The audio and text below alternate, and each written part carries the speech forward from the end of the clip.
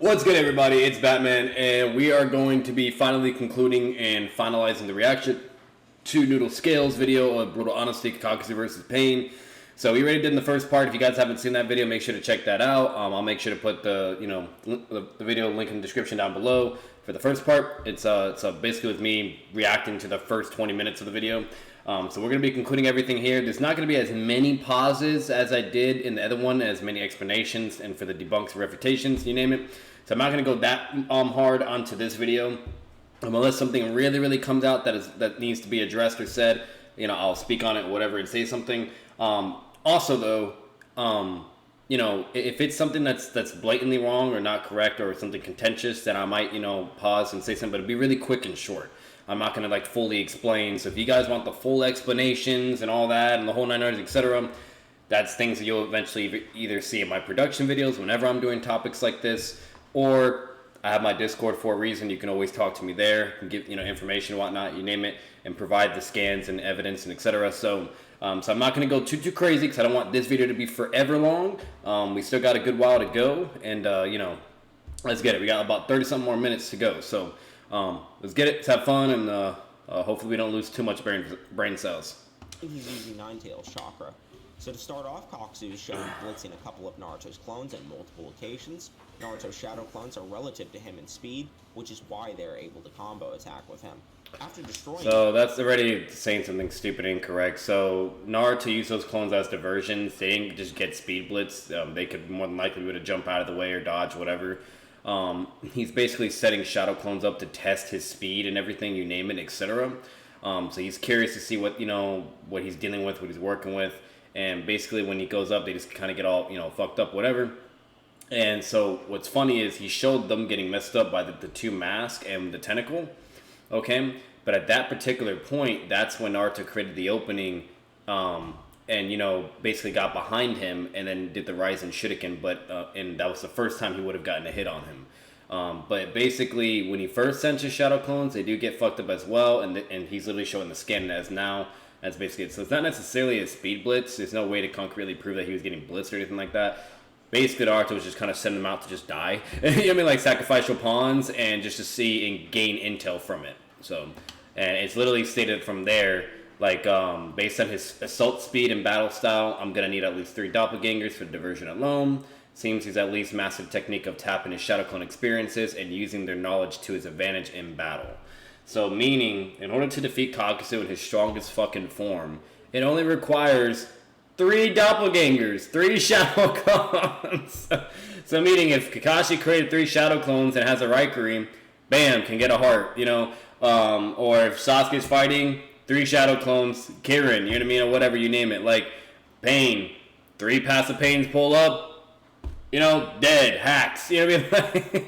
This right there is probably the most critical evidence you can use against a Kakuzu tard, and just be like, hey, Kakuzu's kind of dog shit. And mind you, this is against baby QB Amp Naruto, so just keep that in mind as well. But take it as ever you want, you name it, but it is what it is, and that's basically all what you get with that. So let's continue.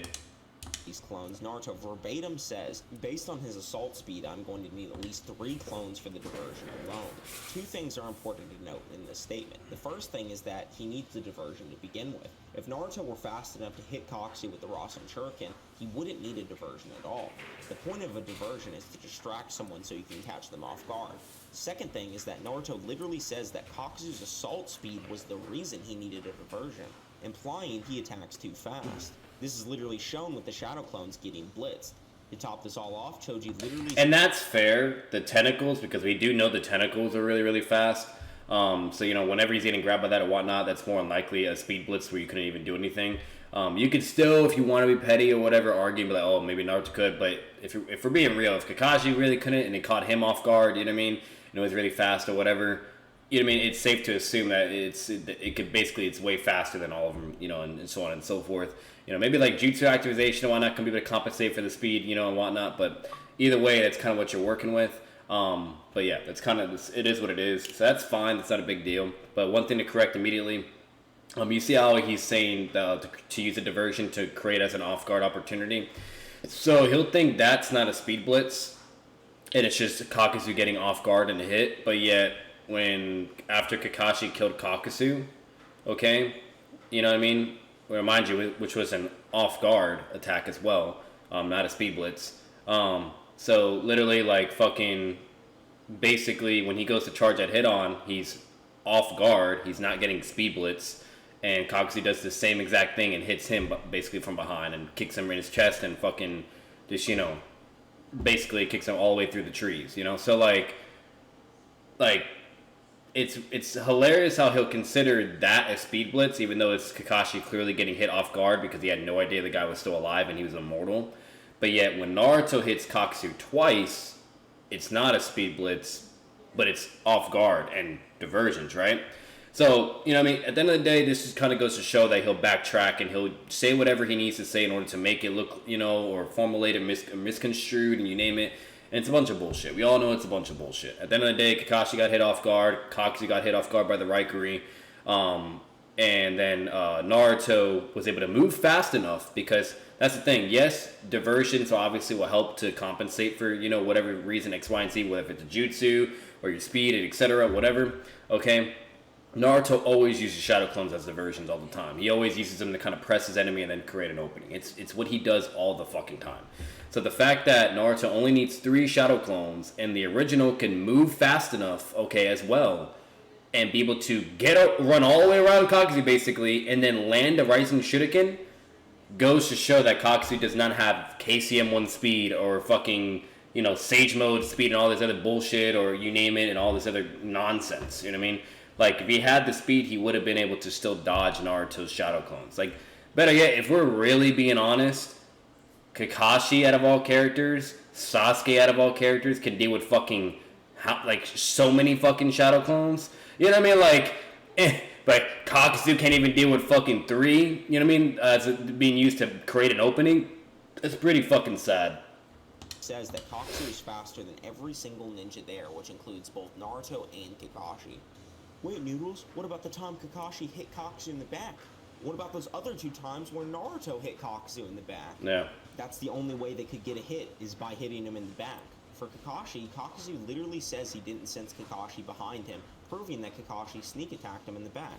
As for Naruto, he literally diverted Kakuzu's attention twice to hit him in the back twice. He literally stated that he was going to divert him. Here is the definition of diversion. Something intended to distract someone's attention from something more important, aka the Rasen Shuriken. So no, Naruto and Kakashi do not scale to Kakuzu.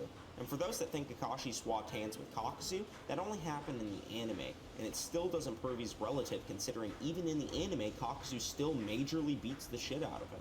It's never once shown that Kakashi was able to swap hands with Kakuzu in the manga, which is what I'm using anyway. So he was, and then technically no, he's backtracking again. He already used so much stuff from the anime. He also used something from like a whole other book. I can't remember what it was called. He's also used movies that is literally animated that he also considers canon, blah blah. So Noodles, basically, he'll choose and pick whenever he wants to accept things or when he doesn't want to accept things, and that's just what he does. He's a rat. So in the anime, which is also canon, what's it called? Kishimoto supervised it, etc. There's so much evidence, you name it. It's not fucking rocket science. Basically, it shows Kakashi being relative with Kakuzu, and clearly showing that he has enough combat speed and reaction speed to go blow for blow with base Kakuzu. Okay, and then not only that, even regardless of that, in the manga, technically, if we're going to stick to the manga, okay, in the manga, it also shows Jonin fighting with Kakuzu as well. Just base, using taijutsu blows, etc. You know what I mean? They even show certain instances with Kakashi as well with Kakuzu. Even in the manga, it's certain like brief exchanges. Obviously, it's not going to show like 1, 2, 3, 4, 5, 6 combo of taijutsu attacks or whatever. You know what I mean? Like, because the manga tries to make it as short as possible, but it literally shows the instances where Kakuzu is interacting with someone in taijutsu. Better yet, Shikamaru was able to literally outrun, like, one of the craziest thing, and this is something funny to kind of note, which I don't think I mentioned this in the part 1 either. Kakuzu literally pulls up on Shikamaru from behind, mind you. The same thing that Naruto did twice to him, the same thing that Kakashi did to him as well. Kakuzu pulls up from behind of Shikamaru, while Shikamaru is off guard, remind you. Shikamaru is still able to react and dodge and jump away and dodge the explosion. Or not really the explosion, like his AP attack that made an explosion, okay, when he hit. And then Kakuzu's chasing him at full fucking speed in the manga and in the anime. and then Asuma gets right in front of him and stops him. So if Asuma can contend with his speed, if Shikamaru can contend with his speed, are we really going to sit here and say that Naruto and Kakashi are not as fast as Kakuzu? What fucking world do we live on right now? That doesn't make any goddamn sense. And bottom line is, the reason why that doesn't work for him either is clearly Naruto has to move fast enough, okay, to be able to successfully utilize the diversions. So for instance, if I'm a fucking sloth, right, and I can do Shadow Clone Jutsu, and my sloths fucking, can for some reason move faster than me as well. They're moving at full speed or whether they're being used as diversions, and I'm over here moving like a goddamn snail. Guess what? The diversions aren't going to be successful. I'll still lose the fight. So Naruto, as the original user, still needs to be fast enough and have enough speed to get around, get behind Kakuzu, and land the blow. Regardless if it's in front of him or if it's from the back. Okay? It doesn't fucking matter. Okay? Like, it's really fucking retarded. He's basically saying whatever he needs to say in order for it to work for him, in order for this god tier Kakuzu to be wherever he wants him to be. It's just him making shit up, him being a rat. It is what it is. But yeah, I just kind of want to put that out there because it's easily debunkable, you can easily disprove that. There's so many characters that are fast enough to contend with Kakuzu. Like I said, if Kakuzu was that fast, bro, if he was really that fast, he would have wiped the floor with everybody, and that was never the case, ever. He didn't just wipe the floor with everyone effortlessly or demonstrating yellow flash speed, KCM speed, and all this bullshit, you know what I mean? Or anyone saying, wow, he's just as fast as Minato, or all this other bullshit, you name it, was never implied, never shown, nada, okay? It is what it is. So, at the end of the day, you can take that as a grain of salt, whatever, I don't really give a fuck. But, I just kind of want to put that out there. The only other thing that I could think of... Oh yeah, and Hit On. That's another example. So when Shikamaru was controlling Hit On with the Shadow Possession, Kakuzu's literally just moving backwards. If he was so drastically faster than them all, he would have just immediately speed blitz Hit On, fucked him up, and then fucked up Shikamaru, which also never happened. And instead he got pushed to a corner and pushed up on a tree, and then Choji, out of all characters, goes in this little ball thing, slams onto him, okay, and he had to use his Diamond Morph armor to stop the attack, okay? So it's blatantly that's not true, it's retarded, it's stupid. It is what it is, but let's continue. Basically, Kakuzu is faster than both Kakashi and Ninetales Chakra Naruto. Kakuzu's most blatant and obvious best speed feat comes in his fight with Yukito, where he is able to point-blank react and catch a fully transformed Matatabi and Yukito Paw Strike. Yukito herself was majorly impressive during the War Arc Jinchuriki vs. Jinchuriki battle, as she was capable of moving alongside and tagging both KCM Naruto and Killer B. Just to be clear, she is clearly moving similar speeds to both B and KCM Naruto in this panel. Wait, Noodles, they were amped by Obito. No, they weren't, and I have definitive proof as to why. To start, during the Jinchuriki vs. Jinchuriki battle, we see that Obito fails to completely control the Jinchuriki when he gets close to them, and Kakashi remarks that this is probably due to the vast amount of chakra it takes to control all of the Jinchuriki. This means that Obito did not have enough chakra to even completely control them, let alone amplify their Biju power. Imagine you have a dog on a leash, and this dog is much larger and stronger than yourself, and you're struggling to maintain control of it. Do you then just inject steroids into the dog to make it more powerful and even more difficult to control? Obviously not, but that's what Obito would be doing if he was giving them more chakra. This is not the only Okay, so the Swag Kage and 6 thing was fucking stupid, but anyways, so... basically the easiest way to disapprove that, it's a bunch of bullshit. So, for one... we're talking about, so whenever that whole fucking war thing comes, once again, this is him trying to be a rat and basically be like, therefore now Kakuzu automatically scales to KCM and Killer Bee, all this other bullshit, whatever, which is not the case. If that was the case, it would have been shown, it would have been emphasized. Basically what we're all saying is, baby QB Amp Naruto and Kakuzu are Kakashi, okay? You know what I mean? Like, those guys are all also KCM, and Shikamaru's KCM, and all these people that are just somehow KCM, which is clearly not the case. It's never shown, it's never stated, nothing, it's never emphasized. The only time it's ever emphasized is with Minato as the Yellow Flash, Naruto as KCM1, and the Raikage, and there's multiple instances where it's being stated verbatim of the speed Naruto has, you name it. So that's the only time it's ever actually shown. But regardless of that, back to what he was just talking about. So basically what happens is Obito pulls up with all the passive pains. They have a Rinnegan and they have a Sharingan. And literally, it's stated verbatim that their visual prowess, along with their jinchuriki abilities, is enhancing them overall. Okay, meaning that these people would be stronger than their previous alive counterparts. The reason why is because the Yukito that fought Kakuzu and hit on, she did not have a Rinnegan, she did not have a Sharingan to be able to perceive, read movements, you name it, or to use the Rinnegan's linked vision to be able to dodge attacks, all her blind spots, you name it, etc., or to even use those abilities, you name it. So like the fact that they can use the visual abilities, okay, that compensate to be able to dodge attacks, etc., you name it, okay, and all that bullshit. That's the first thing. That's completely different from the alive thing. Meaning, therefore, you can't use this in a chain of scaling and use that to connect the dots. It's not the same. It doesn't work. Okay? If that Yukito had a Rinnegan and a Sharingan, okay, it was also, had other passive pains there, and Kakuzu was then, fighting it and whatever you name it, that's a whole different story. But that's not the case. Okay? And then two, most importantly, it is stated verbatim multiple times that as with Nagato, when he uses the chakra receivers, that he's emitting his chakra into the paths of pains, okay? And literally, as we all know, with chakra, you can utilize that to amp the person's abilities, their jutsus, their speed. It's been shown multiple times. Sasuke does it in the beginning of part 1 of Naruto against Zabuza and Haku. There's so many examples. I can go on and on and on. Itachi does it, Sakura does it, Tsunade does it. There's so many people that fucking do it, okay? You can utilize chakra to be able to move faster, hit harder, be able to endure things that you normally wouldn't be able to tank, and so on and so forth, okay? So if Nagato is enhancing his passive pains, and we clearly have plenty of examples of how he can do that with the passive pains, you name it, okay, then yes, Obito should be able to do the same as well. He has chakra rod receivers into the paths, okay? He's controlling them with his chakra, okay, because it sends chakra signals, everything, and it's connected to them alone, and they're connected to his chakra.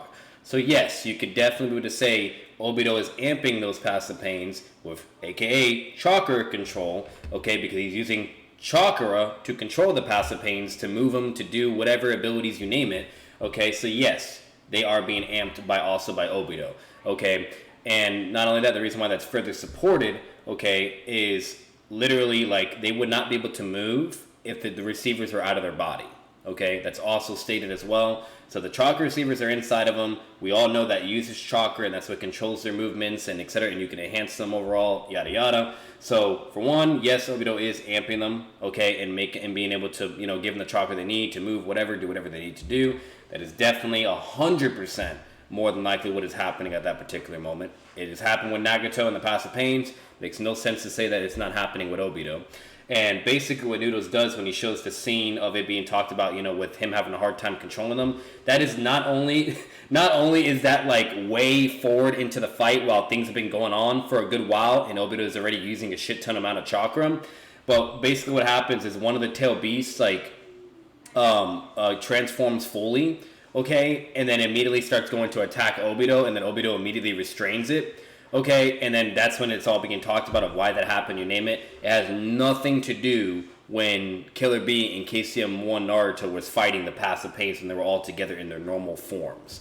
Okay, and then not only that, when Bee and Naruto are running away and retreating or whatever, it's not due to their speed being even or anything like that or whatever, yada yada. Okay, if anything, Killer Bee not only has multiple clashes with several of them, and he's actually landing blows while they can't land a blow on him. Okay, just want to put that out there. The only blow that actually ever happens on Killer Bee is when his scarf gets cut while he lands damage on aka Yugito. So technically, if you go by that, those feats and everything, he's technically still faster and landing attacks while the other person couldn't and only was able to cut his scarf. But either way, okay.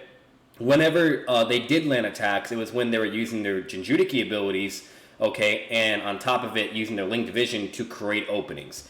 Basically similar to what Naruto was doing with Kakuzu and etc. And basically, Killer Bee and Naruto were on defense the whole time because due to the Rinnegan's linked vision, they couldn't land any attacks. So if they ever tried to attack, not only would they miss, but they would also be left vulnerable to an attack, which is basically would give now the passive pains the edge and the advantage, etc. If you actually reread that fight and read the anime as well, all the evidence is there. It's stated verbatim, it's all said, you name it. Okay, so for one, they're all being amped, okay, which is definitely what is happening with Obito. So this way they can at least contend with KCM1 Naruto and Killer Bee. Okay, how much do we know they're being amped? I'm not going to get on that. Obviously, there's no quantification. There's nothing to indicate whatever, so that's up in the air. But yes, it's safe to infer and assume that they are being amped. And two, most importantly, because of their visual prowess and the jinchuriki abilities being combined together is why they're enhanced more overall or more powerful. It's literally stated.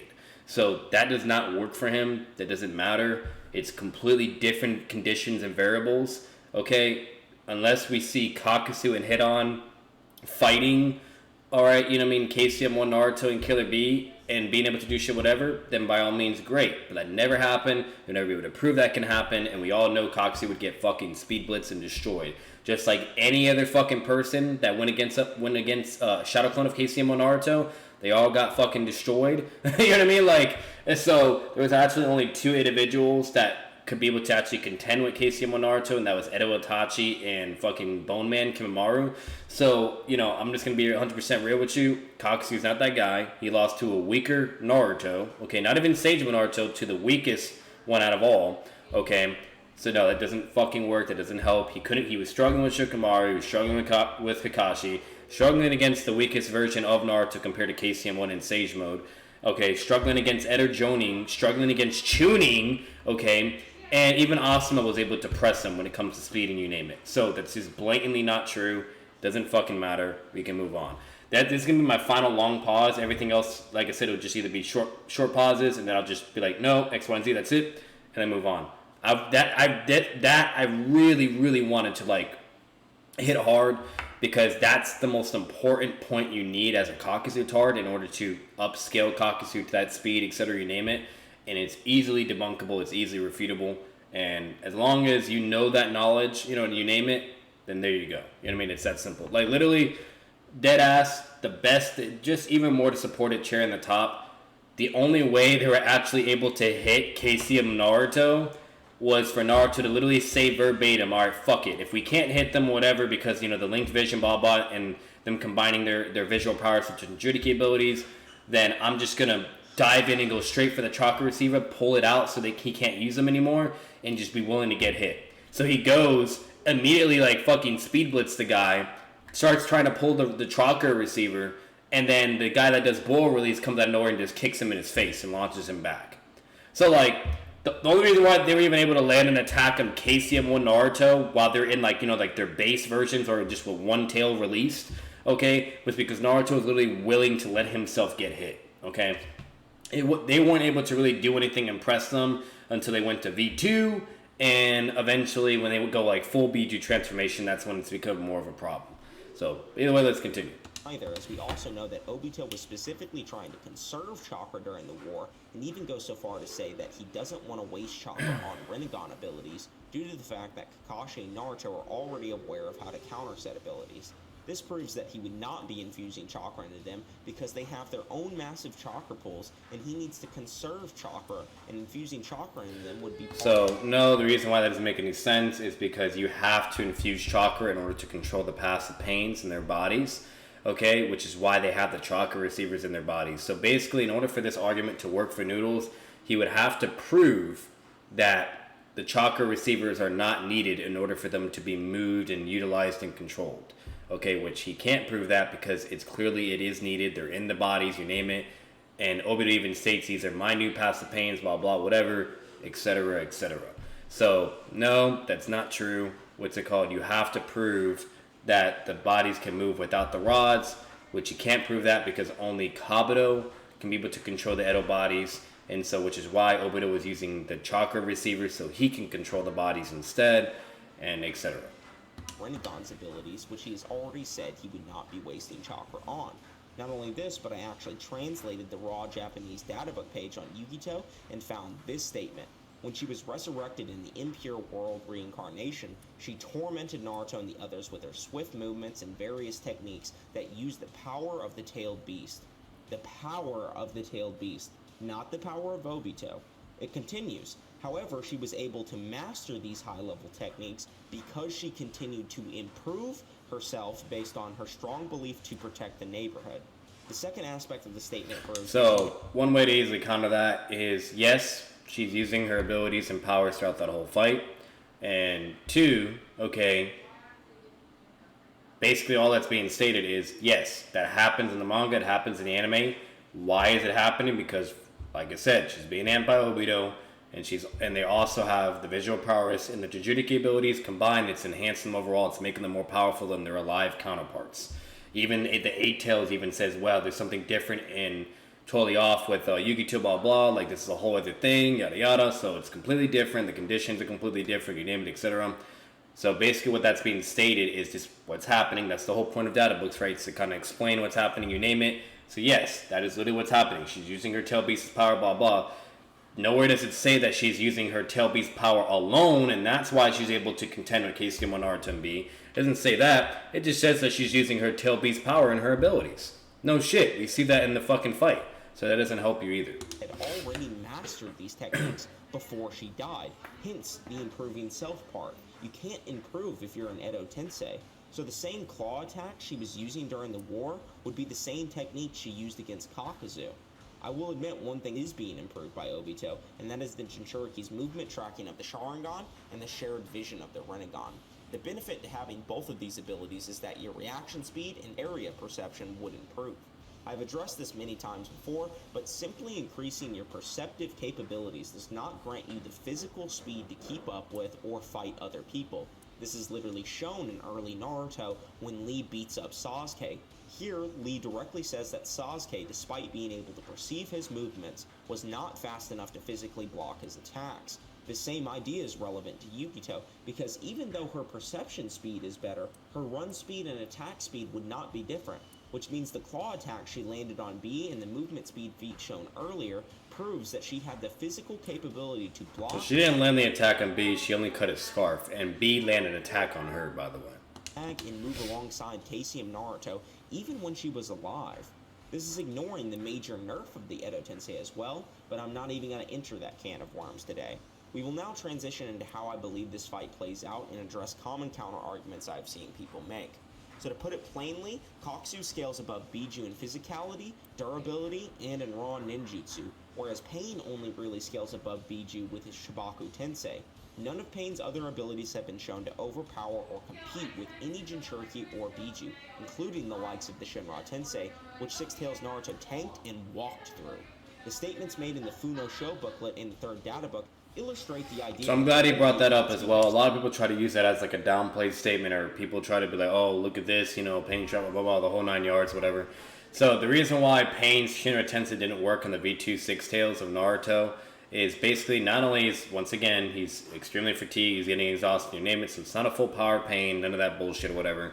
So he's not at full power, you name it. We all know this applies for any Naruto character in the series. The more chakra you use, the more stamina you name it, blah, blah, the weaker you're going to get gradually, which obviously can affect your jutsus, your speed, etc.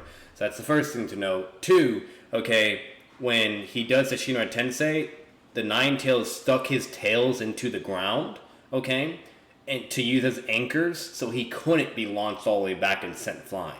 So meaning, the Nine Tails knew that if it didn't dig its tails into the ground, because mind you, Noodles won't talk about this or anything, he won't explain whatever, he'll just say whatever out of his ass to Rat and, you know, make some bullshit to keep continuing to downplay Pain, whatever, even though he literally just, like, said all this goated ass shit at the beginning about Pain, okay, which basically would prove that his Shinra Tensei would just shit on Kakuzu, but regardless, that was all explained in the first video, you name it, we're not going to even get to that. Noodles literally digged his grave so many fucking times in the previous part 1 video. It was really bad. It was really fucking bad. Like, he basically was debunking himself. But anyways, so if Pain Shinra Tensei, while he's fatigued and exhausted, was not strong enough to deal with the V2 Six Tails Naruto, the Nine Tails would have never stuck his tails into the ground to withstand the force. So because he did that, laws of physics, we all know how that works. Pain's abilities, you know, magnetation to push or pull, whatever, okay, that's why I didn't get sent flying. So meaning, if you're able to anchor yourself into the ground, okay, you name it, yeah, you're going to be able to basically still be there, okay, and then obviously then it gets to the question of you having enough durability to kind of take at least the force of the wave coming at you with however much chakra, you name it. And once again, it is a V2 transformation. We all know V2 transformations have incredible durability. It's not really an anti-feat for Pain or anything. It's just, you know, V2 transformations, they're very fucking strong. So either way, and also it's possible if it was a full power pain that his Shinra Tensei would just basically, I wouldn't say let's say one shot and shit on the fucking the V2, but it would definitely launch it all the way back and do some damage or whatever. But either way, if you guys still don't believe that, when Pain fought the Six Tails, okay, it was a V2 transformation, same shit. Charged that Tendo Pain, he does Imari push, set him launched fucking flying. Why? Because he didn't anchor his tails into the ground or anything. Okay, so that was needed. That was the only reason why that did happen. And so since he didn't get sent flying, the Nine Tails used his chakra and power to reflect the recoil and launch Pain back. Why? Because Pain doesn't have any anchors into the ground. His feet aren't fucking glued either. He doesn't have any, ability to stay where he's at, or whatever. So that's why he got sent launched back, and he was perfectly fine and went from there. So I just wanted to kind of talk about that as well, but that's trash fucking argument. It doesn't help you. It's stupid. It's weak, and we can move on. Some means of dealing with the Biju and jinchuriki. Sasori has his Iron Sand and Poison. Datara has his bombs. Kakuzu has his high-level ninjutsu and taijutsu, and Pain's ability he uses to beat jinchuriki is unclear at best, but I believe it's likely his Chibaku Tensei. Unclear at best. This man said, alright, so this man's like hyping up all these Akatsuki members. Like, oh yeah, they can do this, blah, blah, but Pain? It's just unclear. We just don't know how he does it, man. So it has to be his Chibaku Tensei. That's the only way he can fight Biju or jinchuriki or Tail Beast. How does he do it, guys? Oh my god. I love the rat. That is love the rat. He chose to use against Naruto to capture him. None of his other abilities are provably on the level of Biju or jinchuriki, and to claim any ability in Pain's arsenal besides the Chibaku Tensei scales to the Biju would be baseless. There is no evidence that any of his other abilities scale, and the only reason I say besides the Chibaku Tensei is because that's by far his strongest ability. So at minimum, the data book and booklet statements support the Chibaku Tensei being strong enough to capture Biju. The reason this is relevant is because Kakuzu has durability that is greater than the jinchuriki's attacks, so the only physical ability Pain can bring to the table to rival or beat Kakuzu is the Chibaku Tensei. Shinra Tensei will not work because its best showing is against Kakashi, and even he withstood multiple of them, and Gamabunto, who is much weaker than a non-jinchuriki Shikaku, whereas Kakuzu is more powerful than a perfect jinchuriki Yugito. So that means the Shinra Tensei has no feats that will be capable of damaging. So it would actually damage Kakuzu. It would send him back like it would normally send anybody. It would be 100% effective. If you actually, like I said, look at the data book statement, you name it, it completely explains, and Noodles loves data books, right? So if you actually read the data book statement of Pain, you name it, it's all stated and everything's in there. It would shit on Kakuzu, would do a lot of damage, even arguably to where it could be able to kill him or at least one of the hearts. But let's say, you don't believe all that, whatever, that's fine. We all forget. Mind you, he's talking about Shinra Tensei, like what it did to the Toads, what it did to Kakashi, you name it, all that. So, what he's forgetting is he also did a Shinra Tensei to Sage Art Rising Shuriken and completely destroyed it and made it disappear. So, meaning, if Kakuzu can't tank a weaker Rising Shuriken, then guess what? If Pain applies enough chakra for a normal Shinra Tensei, like he did to the Sage Art Rising Shuriken, mind you, this was also when he was fatigued and weakened as well, not even at full power, he would absolutely shit on Kakuzu. It would either send him flying back, maybe take out one heart, or if you don't think it would kill Kakuzu or whatever, and similar to Kakashi, where as long as Kakuzu uses chakra control to kind of help with durability or whatever, then maybe it'll just do a lot of damage and just send him back, whatever, that's it, But either way, what's it called? It's an ability that would work in Kakuzu. Kakuzu's not just going to straight up bulldoze through it, or run through it, or just not get affected by it. That's not fucking happening. Kakuzu's not built like that. So, either way, just wanted to kind of put that out there, use this argument against him. But I went into more detail and explained this even further, etc. And part 1 of the reaction towards the beginning of the video. So if you guys want to hear all that juicy shit, you name it, like I said, check it out. Pain's taijutsu was getting blocked by base Naruto, not Sage Naruto. Sage Naruto was murder blitzing the paths of Pain, so none of that is going to work on Kakuzu. The Ashura path pierced Kakashi with his blade, but Kakashi is much less durable than Kakuzu due to the jinchuriki scaling. Every time I debate this topic, I always have someone bring up the summons as if they're some insane threat to Kakuzu.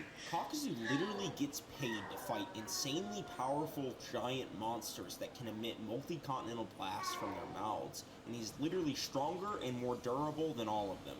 The only feats the animal summonings have is getting beaten up by the toads during the pain fight and occasionally damaging them. The same toads that are weaker than Shikaku without a jinchuriki. Well, what about that dog that keeps splitting up? Well, what about it? It hasn't shown anything close to being as strong as a perfect jinchuriki or a biju, so what would it do to Kakuzu? Bite him and do nothing, or break its teeth?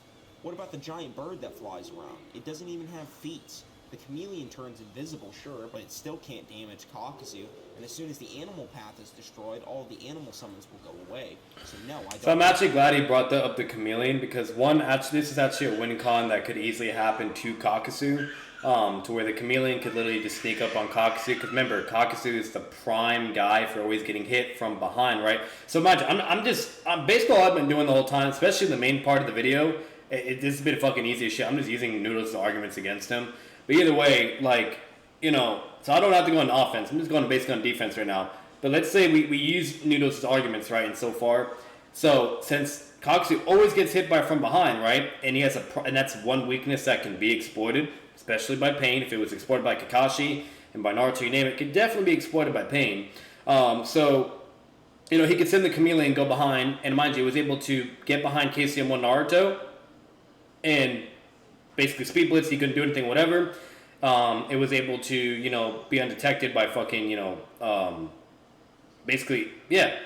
undetectable by B, it was undetectable by KCM1, couldn't be detected by anybody, so overall, like, if he just sends the chameleon and goes invisible and it pulls up from Kakuzu from behind and grabs him, Kakuzu loses, because then he gets grabbed by the tongue, and then basically Pain can just come soul grab or fucking stab with the rod, bam, now he's getting, being restrained, whatever.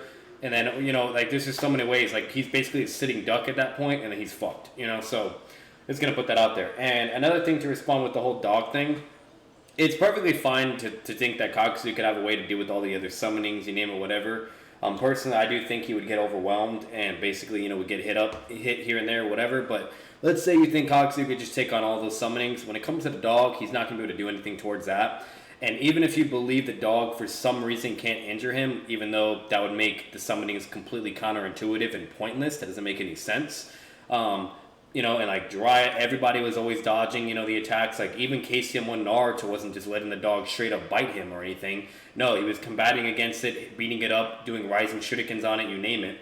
Okay, and if the dog has enough durability to tank a rising shuriken, okay, and keep splitting while Kakuzu couldn't, you know what I mean? If the dog has enough durability to tank that from a stronger Naruto, mind you, guess what? That dog has durability, right? And let's take the Noodles argument to where Kakuzu has his durability, right? So meaning equates to his AP, which that's another thing. AP doesn't equal durability if you didn't know that.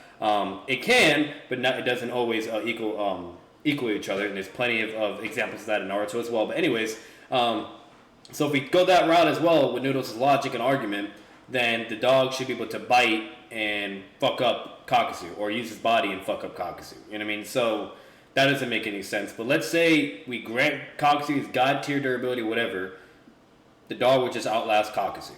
The dog literally can keep splitting apart, doesn't have limits, whatever. It can't be, unless you have a Mataratsu, you're not dealing with it, or some type of crazy ceiling jutsu, you're not dealing with it. So, meaning, therefore, the dog would keep pressing Kakuzu, he'd be very annoying, Kakuzu won't be able to do anything, you name it, he's going to basically be getting bullied like what happened with the Two Tails when it slammed him under the ground, and you name it. And basically there's going to be a point where eventually Kakuzu runs out of chakra, can't do anything, while Pain's just hidden in the chameleon invisible, or probably flying in the air, and you know what I mean, you name it. And that's it, GG. Like I said, Kakuzu wouldn't even be able to beat the summoning path of Pain. Like, it's just that fucking simple. So, at the end of the day, the dog is definitely another win con, and that's probably the most easiest win con for the path of Pain, and it'd be really fucking hilarious to even see that. But anyways, just kind of want to put that out there too. The smaller, lesser monster summons are going to affect the literal Biju killer in Kakuzu. It wouldn't make any sense. How would a less big, less powerful dog beat him if a more powerful big cat couldn't? Wait, Noodles, what about the mud wall feat you mentioned earlier? Since Kakashi's mud wall could block the giant shurikens that cut the 8 tails, When Pain shattered the same mud ball, shouldn't the Shinra Tensei have 8 tails level attack potency? The answer is no, because it's not the same mud ball. Kakashi got insanely stronger during the war arc, and this is evident by the fact he performs much better speed feats, such as fighting the V2 Jinchuriki that were blitzing KCM1 Naruto and Killer B, whereas before he was only relative to the base Naruto that was capable of fighting Tendo. His stamina also greatly improved as well, seeing as he can fight multiple days straight, spamming Kamui along the way. So that's actually not true. There's many times where Kakashi actually gets the Nine Tails Chakra, you name it, so on and so forth, where there's times where he's getting rest. There's literally a night where they're all resting and sitting down. So that's not true. You could say that, yes, like his stamina chakra got more increased over in time, that's fine. But that's a little bit of an exaggeration. He did need chakra from the Nine Tails several times. He did need to rest. Just putting that out there. Or you can only use it. Either way, you can't really quantify exactly how much it was. Like, obviously we know it's bigger and larger. But, just to say that he's straight up over here spamming Kamui over and over and over and doing all this other shit, blah, blah, you name it, with no rest, no breaks, no nothing, and just no help or anything, that's a bunch of bullshit. Just like a few times. The point of this tangent is that Kakashi's mud wall easily could have gotten stronger during the war arc. Also, through this method of scaling, you'd have to claim Kakashi has Biju level durability for taking multiple Shinra Tenseis to his face. Base Naruto is also able to withstand a Shinra Tensei, so no, the Shinra Tensei has no feats or scaling to damage Kakuzu, even at its strongest state. The best feat is it blowing up the... That feat that he just showed against Naruto was really an extremely exhausted fatigue pain, so that also doesn't help him either. And Naruto was using, like, fucking hundreds of clones to withstand the recoil of Shinra Tensei. Once again, if we talk about science and also physics, you name it, if you're getting pushed back, yeah, if you have a shit ton of people behind you that are pushing forward, that's obviously going to help you be able to withstand the Shinra Tensei. And, so on and so forth. So, just putting that out there. Compared to if it's just you're in one body, you're going to be sent fucking flying and then getting fucked up, by everything around you. It's kind of similar to a tsunami. So if a tsunami's coming, the fucking wave is not what fucking fucks you up and completely kills you. Instead, it's when you get hit by the wave and you're getting pushed against everything, trees, rocks, whatever you name it, and that's all fucking cutting you up and fucking you up. You either drown, and that's why you die by a tsunami wave, or because of everything you're hitting and being pushed at like a crazy amount of speed and force, that's what kills you. Not the actual tsunami wave, it's what happens while you're in the tsunami wave. Very similar to Shinra Tensei, okay? Obviously, if enough chakra is applied and Pain's at full power, you're more likely not going to be tanking a Shinra Tensei and you're just going to get fucked up. But let's say, it's like the normal generic Shinra Tensei, so he's not even trying to kill you, just, whatever. The damage you're more likely going to succumb to is when you're getting hit into everything. You know what I mean? It's the same shit like a tsunami wave. The exact same thing with Shinra Tensei. It'll basically push you, hit you with enough force, then you go flying into a whole bunch of shit, and that's what does all the damage, you name it. Okay? So it's just that simple. Which requires way less force and energy than the Biju can output. The same Biju that Kakuzu is stronger than. The chaotic Shinra Tensei was calced at around 80 gigatons or ion level plus, whereas a standard Biju bomb has shown to generate 27 million gigatons of TNT or multi-continental levels of force. The difference in power between those abilities is massive, and I see no reason why a full-power Pain would be able to physically damage Kakuzu in any way, besides maybe sealing him inside the Chibaku Tensei. Well, I keep saying besides the Chibaku Tensei, besides the Chibaku Tensei. What stops Pain from just sucking Kakuzu up into it? Or what stops Kakuzu from blasting his way out of the jutsu? Sure, the Chibaku Tensei can hold perfect jinchuriki inside of it, but can it hold Kakuzu, who's stronger than a perfect jinchuriki? I could easily see Kakuzu being able to blast a hole into the Chibaku Tensei and exiting it, but this is not even the most major point of why I think this ability will fail. There's an extremely obvious reason that nobody seems to think of, and that is that Pain is not able to sustain the Chibaku Tensei, and has never been shown capable even at full power to be able to hold it up for any significant period of time. The reason I brought up even at full power is because many people try and argue that Pain was weakened throughout his fight with Naruto, but I don't believe this is the case because Pain was able to summon the Chibaku Tensei, and he is an Uzumaki. If Pain was truly weakened throughout the fight, I don't believe he would have been able to create the Chibaku Tensei, seeing as it is by far his most chakra-consuming jutsu. But even if you want to say Pain was weakened for whatever reason, that still does not prove Pain can hold up the Chibaku Tensei for any significant period of time. The only time we ever see him use it successfully is when he is an Edo Tensei and has an infinitely regenerating chakra, which he will not have access to in this fight. What do you mean he can't hold it up or sustain the Chibaku Tensei noodles? He literally captured Naruto and said he was going to make it bigger. Yep. After Naruto turned back into Sage mode, Nagato began coughing up blood and dropped the Chibaku Tensei. Konan was in fear for Nagato's health the entire fight because she was afraid Nagato would use too much chakra and die. And this is especially evident in the scene because Konan actually screams at Nagato when he starts. So, what I will say from here, so he's already ratting and being stupid. So, basically, how are you doing? What's up, man? I'm doing alright, doing pretty good. We're doing a reaction video to one of the biggest rats in the Narutoverse. But anyways, so, for one, the reason why that doesn't work, and, like, this is just common sense, like I said, I already told you guys, okay, if you really even think a full power Pain can't use Chibaku Tensei and hold up a fucking tail beast, you're just delusional and you're retarded. Okay, at the end of the day, okay, remind you, this is already like there's so much that I said in the first part of us reacting to this video. So like I said, definitely check out that video. You'll get more details and more evidence, you name it. But remind you, we're talking about a guy that can use both Rinnegan that only Madara could do. Out of all characters, Madara. So clearly he has enough chakra and stamina to use both Rinnegan while Obito couldn't, remind you, but Nagato could. Nagato's no fucking joke when it comes to chakra and stamina. He's a beast. So yes, if it's definitely a fucking full power Pain, okay, he could cast a Chibaku Tensei, seal him or whatever, that's it, the fight is over, GG, okay? And yes, he would be able to hold it up and Kakuzu loses or whatever, it's that fucking simple. Even if we're talking about a Pain that is also fatigued or getting exhausted and tired and you name it, okay, that Pain was not only successfully able to seal, okay, what's it called, the V2 Naruto and seal him up and you name it, okay, it took for the Nine Tails to go fucking to Nine Tail full transformation to break out of it, okay, so then now you have to fucking somehow, some way scale Kakuzu to a full transformation of Nine Tails, which you would never be able to do and it's blatantly not even shown or true. If he can't even fucking take an attack from the Two Tails and from getting slammed into the ground, you really think he's going to be able to take the Nine Tails? Okay, come on now. So anyways, so basically, it takes for it to go full transformation Nine Tails.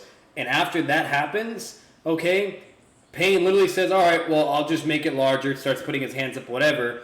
And then bam, the transformation disappears. It's Naruto with a mental amp in Sage mode, ready to fucking go blow for blow with Pain.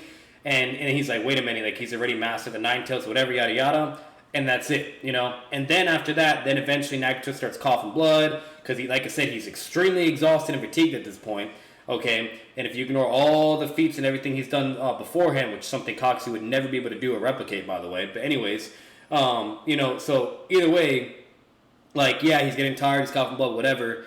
Obviously, he's gonna release the fucking Chibaku Tensei and let it fall. Because if Naruto is not in the fucking Chibaku Tensei, okay, and he's literally standing on it that we can literally see in the right-hand fucking corner, why in God's name would he utilize any chakra or stamina to keep it in the air while Naruto is out of it? Does that make any fucking sense? No, it doesn't make any fucking sense. And he basically, doesn't have enough chakra to start over and do more with the Chibaku Tensei, you name it. Or, better yet, the reason why he probably didn't do the Chibaku Tensei again, even though he did say he could just make it larger or whatever, so yes, if he believes he could have done it to capture the full Nine Tails, why would he not just do it on Sage 1 Naruto or base Naruto? Reason why is, if you actually look in the right-hand corner, he says he already mastered the Nine Tails.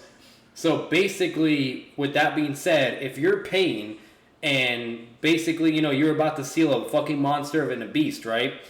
And then you immediately transform back to yourself and you're standing on it, that's going to make it tremendously harder for you to seal someone because, for one, clearly if he has enough attack potency to break through the Chibaku Tensei, okay, and then go back to his original form to just get out of it and not have to struggle or crawl out of it anymore, it's going to be a lot more harder. He's going to have to invest a lot more chakra, and it's just, it's just risky for Pain, basically, if that makes sense.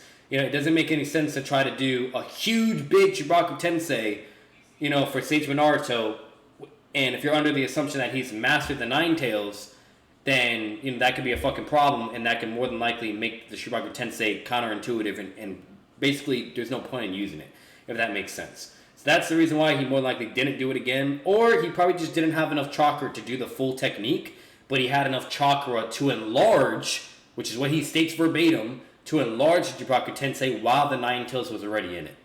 So, no, that doesn't work for you. That doesn't mean he can't hold it up or he can't utilize whatever. The character's not going to state something that they can do for shits and giggles and for no reason. He could easily be able to do that. Doesn't fucking matter. But either way, regardless, this whole point is stupid because we're not talking about an exhausted fatigue pain. Obviously, Kakuzu would be at full power, and obviously Pain would be at full power. And if Pain's at full power, it's just a fucking slam. Like, it's not even fucking fair. Kakuzu has no way to do anything. Okay, like I said, if he can't even be able to beat the summoning path of Pain, you really think he's taking on all 6 paths of Pains? Come on, bro. It's coughing, and the Chibaku Tensei just falls apart immediately after. Pain did not have the proper chakra amount to successfully use the Chibaku Tensei, and this is all assuming Pain would even be able to leave the battlefield like he did to Naruto in order to get close to Naruto's real body. As soon as Tendo starts to leave the battlefield, Kakuzu is going to follow after him. And if it isn't already obvious, I think Kakuzu has the potency to one-shot a Path of Pain. Not only because his physical attacks Hey, you heard that, right? He also had the attack potency to one-shot Choji. He also had the attack potency to one-shot Kakashi. He had all that attack potency to one-shot these characters, yet he couldn't. He did multiple blows on them, and he couldn't one-shot them. But you're right, bro. He's straight up just one-shot in the Path of Pains, baby. Even though he couldn't do it to way weaker characters. Like, that's like basically saying, oh, Choji could beat the Path of Pains, Kakashi could beat the Path of Pains, you name it, so on and so forth. Like, this man lives in a fucking delusional world, bro. Like, it's so sad. It's so sad, bro. Oh, man. This is ninjutsu and taijutsu, but also because of Pain's durability scaling below Konohamaru and base Naruto's Rasengan. Kakashi's Raikiri was able to completely tear through the Ashura path. The same Ashura path that jumped in front of Kakashi to save Tendo. So I'm glad he brought that up. So that's actually not true. So with Kakuzu, as we all know, Kakashi went through him completely, instantaneously. Okay? While the Ashura path, when Kakashi does the Raikiri, he's slowly going through the Ashura path. He's not immediate at that moment in the scene of the manga and anime. Oh, excuse me. In the manga and anime is when Tendo Pain was like trapped during the time interval because it takes about 5 seconds for him to use the Omada push. So basically what happens, he's in chains, whatever. Kakashi had a strategy or a plan. It's about to work and be effective. And mind you, this Path of Pain got slammed by Choji's dad, and Choji, like, completely smashed to bits and pieces, okay? And literally was still able to move so fast, remind you, okay, and get in front of Kakashi. Mind you, this Path of Pain does the same exact thing that Kakuzu did to Kakashi when he was charging a hit-on. Remember when Kakashi was charging a hit-on? And Kakuzu was able to move so fast to where he gets in front and kicks him and slams him into the tree?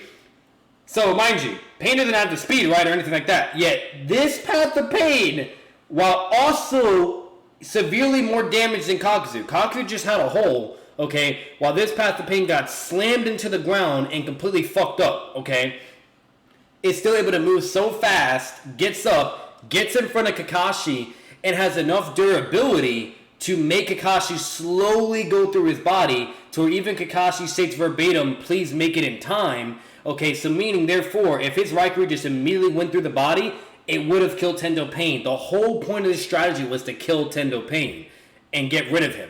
Okay, so if his Raikiri couldn't even get through to hit Tendo Pain, clearly that proves and shows that his Raikiri was going through the body slowly, okay, and which is why he didn't make it in time, it didn't hit Tendo Pain, and then basically Tendo Pain did a mighty push, and that Path of Pain got slammed by Choji's father, okay, and Choji takes a Raikiri and doesn't even get fully penetrated by a Raikiri, and then gets hit by a point-blank Shinra Tensei, okay, and can still move and be alive and shoot a missile at Choji to kill him and force Kakashi to use the Mingekyo to also kill him in the process. Pain's durability is absolutely insane, and his speed is fucking crazy as well, while he's injured. So, no, shut the fuck up, you're retarded. I know some people out there, Swag Kage, believe the Ashura Path tanked this attack, but the Ashura Path was ripped apart and briefly survived long enough to fire a rocket at Choji, but then just died shortly after. A lot of people who say the Ashura Path tanked this attack are conflating the concepts of survivability with durability. The reason I make a distinction between these two terms is because someone can have a very good survivability, like a zombie, but also very low durability, like a zombie. A normal human can chop off a zombie's arm and it'll still keep coming forward because it's undead. Now, did that zombie just tank the axe I chopped his arm off with? Or did he survive because of his undead anatomy? He survived it. He did not tank the potency of my axe. His arm was damaged and chopped off. He merely lived through it because he doesn't need arms to survive. This zombie analogy is very relevant to the Ashura path because he is a robot corpse. He's not human or alive. His armor was not strong enough to stop the Raikiri from penetrating, but rather his unusual anatomy allowed him to briefly survive the encounter with Kakashi. But notice how I mentioned briefly? The Ashura path did not survive the Raikiri. It died, and just one of Kakuzu's false darkness techniques was able to stalemate 2 of Kakashi's Raikiri.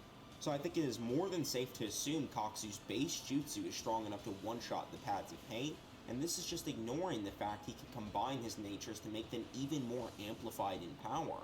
There is another reason the Ashura path jumped in between Kakashi and Tendo, and it's literally because Pain knew that he could be destroyed if the Raikiri connected with him. In short, the Raikiri literally damaged and killed the Ashura path. Kakuzu's ninjutsu is capable of stalemating 2 of Kakashi's Raikiri. So, once again, wrong. It didn't fucking kill the Ashura path. If it killed him, he would have never been able to get up. So he's literally saying shit that's not true. Like, you can't just contradict yourself. Good job doing that. But anyways, so like I said, I already explained it, but clearly wasn't killed or anything because after taking a hit from Choji's dad, okay, then also, and when I say tank a hit, obviously he gets damaged, whatever. What I mean is he survived the attack. He's not dead or incapacitated or can't move. So he's basically took the hit. Okay, yes, he gets damaged, whatever, but he's still going to move fast enough, get in front of a Raikiri Kakashi, remind you. Okay, same thing Kakuzu did to the Path of Pain, whatever. Okay, and then basically after that happens, gets hit by the Raikiri. It doesn't immediately go through him like it did to Kakuzu. Okay, proving that this Path of Pain actually has greater durability than Kakuzu because it was literally slowly but surely going through the body, which is why I didn't make it in time to hit Tendo. So meaning if it went through, it would have hit Tendo as well. There you go, GG. So, but that never happened. So basically that happens, then the body gets hit by a full Shinra Tensei and is still alive and able to move and be able to shoot a missile. So no, once again, he's not taken out and killed or anything. You're an idiot. And it's stated in the data book to be equal in power to those 2 Raikiri as well, meaning Kakuzu's ninjutsu is twice as powerful as a singular Raikiri that can kill the Paths of Pain. This proves Kakuzu has the attack potency to one-shot all of the Paths of Pain, if that hasn't already been made clear enough. Well, what about skill? Surely Pain has more intelligence or taijutsu skill to beat Kakuzu. Wrong. Kakuzu's intelligence is actually one of his best attributes, as he was quite literally able to instantly analyze and defeat a premeditated plan from both Shikamaru and Kakashi. So I'm also going to immediately debunk this as well. So basically, Kakuzu literally gets mind-fucked multiple fucking times. He literally gets beaten in intelligence battle by 2 tuning from Asuma, okay, with their jutsus. He also gets beaten in intelligence battle from Shikamaru and gets captured by Shikamaru, okay. It was Shikamaru fighting Hidon and Kakuzu at the same time, and he's able to get both of them. So that already disapproves what he's saying. And then 3, Shikamaru with the whole blood plan and everything, you name it, was able to outsmart him again, proving that his analysis abilities, you name it, are not fucking goated or fucking insane or whatever the case may be. Kakuzu is an intelligent shinobi, but it's not nowhere as good as to how Noodles is portraying it and showing it. It's clearly contradicted several fucking times. It's not correct, it's not true, and he's also an idiot for that as well. There's plenty of examples where Kakuzu gets outsmarted. Literally the best battle strategist in the Leaf Village, besides maybe Shikaku. Pain was actually scared to go near Kakashi's unconscious body because he knew how crafty Kakashi was. Wait a minute, what about Naruto being able to fool Kakuzu with his shadow clones? Oh yeah, Naruto's shadow clones did fool Kakuzu. You know who else Naruto fooled with his shadow clones? He fooled Pain multiple times during the fight. He also fooled Zabuza, Neji, Sasuke. He fooled Kakashi, Obito, and Kaguya. Kaguya has the Rin Sharingan, which has all of the abilities of the Mangekyo, but to an even greater extent. It's stated in the second data book that the Mangekyo Sharingan can see the So one thing I'm also going to say as well is there's many characters that have actually been able to deal with Naruto shadow clones effortlessly. Sasuke is one of them. Kakashi is one of them. There's plenty of examples. Neji was one of them, you name it. So no, that doesn't help, that has improved. Yes, there's moments where eventually Naruto can be able to be successful with them, but doesn't mean he's always successful. Meaning, therefore, doesn't matter for Kakuzu, it just happened, Naruto always does it right, whatever. No, it's not how that works. And if anything, with Pain, okay, if it was literally, this is why Noodles is just an idiot. Like I said, he just keeps digging his grave. If it was as simple as for Naruto to just use basic shadow clones or QBM shadow clones to defeat anybody, okay, if it was that fucking simple, why in God's name would he go on the whole route to master Sage Mode? Does that make any fucking sense? Does that make any goddamn sense? No, it doesn't make any fucking sense. Not narratively, not, fucking logically, anything, okay? If it was that simple, then all Naruto would have had to do is do QBM, Shadow Clones, and fight the passive pains, and then there you go. Instead, no. He needed all the summonings. He needed Ma and Pa, Sage Mode, Intel, okay, and to also create openings by getting rid of the linked vision, which is the only reason why he was actually able to be successful with his Shadow Clones. Okay, while Kakuzu, okay, alright, literally got beat by normal Shadow Clone strategy. While for Pain, with his linked vision and his abilities and whatever, could deal with all the Shadow Clones, okay, the only time his Shadow Clones ever worked was when he negated the linked vision, okay? So, meaning, therefore, it's not the same comparison, it's not the same at all. If it was that simple, then Naruto would have never have needed the Sage Mode, he would have never needed the fucking Toads, he would have never needed Sage Mode, like, none of it. He would have not needed Rising Shuriken, he wouldn't have needed any of that. Remind you, this is all against a weakened, fatigued Pain, okay? Weakened and fatigued Pain, okay? And he had to go to all this extent and prep. If it was Pain at full power, all of them there, ready to go full power and fighting that same Naruto would have got completely fucking destroyed and captured. And bye. Gone. So, it's so retarded. It's so fucking stupid. There's no excuse. Kakuzu is fucking dog shit. He got beat by a couple of Shadow Clones used as diversions, and then gets hit by a Rising Shuriken by the weakest Naruto in comparison to Sage 1 Naruto and KCM 1 Naruto. The facts are the facts. There's no excuses. There's no runaround. There's no beating around the bush. Nothing. It's as simple as day. Kakuzu ain't about it. He's dog shit. When he's even brought back in the war arc, he was still dog shit and defeated effortlessly. He didn't have the legendary reputation as Obito, Madara, or Nagato, or you name it. Nowhere near those guys. Not even fucking Itachi amount of hype and level. Kakuzu was literally a side character for the Akatsuki, okay, and arguably considered one of the weakest characters in the Akatsuki, okay, and it's that fucking simple. Bye. Present and future, and it's stated to be clairvoyance. Now, obviously, this doesn't mean Kaguya can see all of time, but it does mean she can see briefly into the past or the future. Despite being able to quite literally see into the future, Naruto still managed to catch her off guard with his sexy jutsu. He fooled basically every single enemy ninja he has ever encountered with some type of shadow clone trickery. Oh, I forgot. He's mentioning a bullshit ass fucking data book statement. So he's taking a hyper literally when it's clearly a hyperbole. So, exaggeration in it. That's not what it actually does. If that was the case and they could be able to see all things in the universe and be able to predict the future and blah blah, then the Uchiha would always win. They would never ever lose and they would always fucking win. That doesn't make any goddamn sense. And on top of that, that means they would have been aware of Kaguya, they would have been aware of all the aliens, they would have been aware of how everything basically came to be, you name it.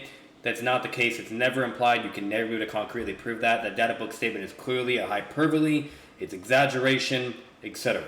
So no, that doesn't work. That's fucking stupid. And once again, just being a rat, being stupid. The most unpredictable ninja ever.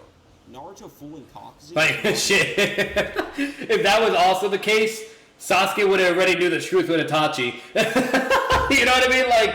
If that was really the case and they could see the future, Sasuke would have already knew everything about the clan, the Itachi, you name it.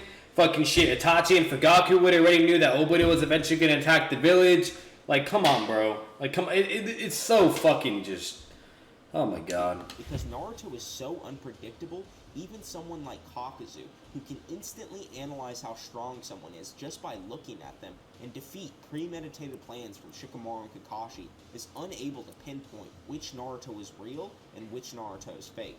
This is literally Naruto's whole fighting style. So for the people that think him fooling Kakuzu is an anti-feat for his intelligence, that's dumb.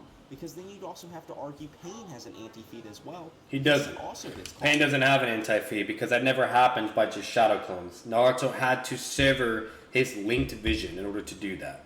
Okay, and then not only that, Pain was, if we really want to compare and contrast and go this route as well, just to be petty, while Pain is at his weakest point, severely exhausted and fatigued, okay, Naruto has like thousands of shadow clones towards the end, and it's still 50-50 and could go either way.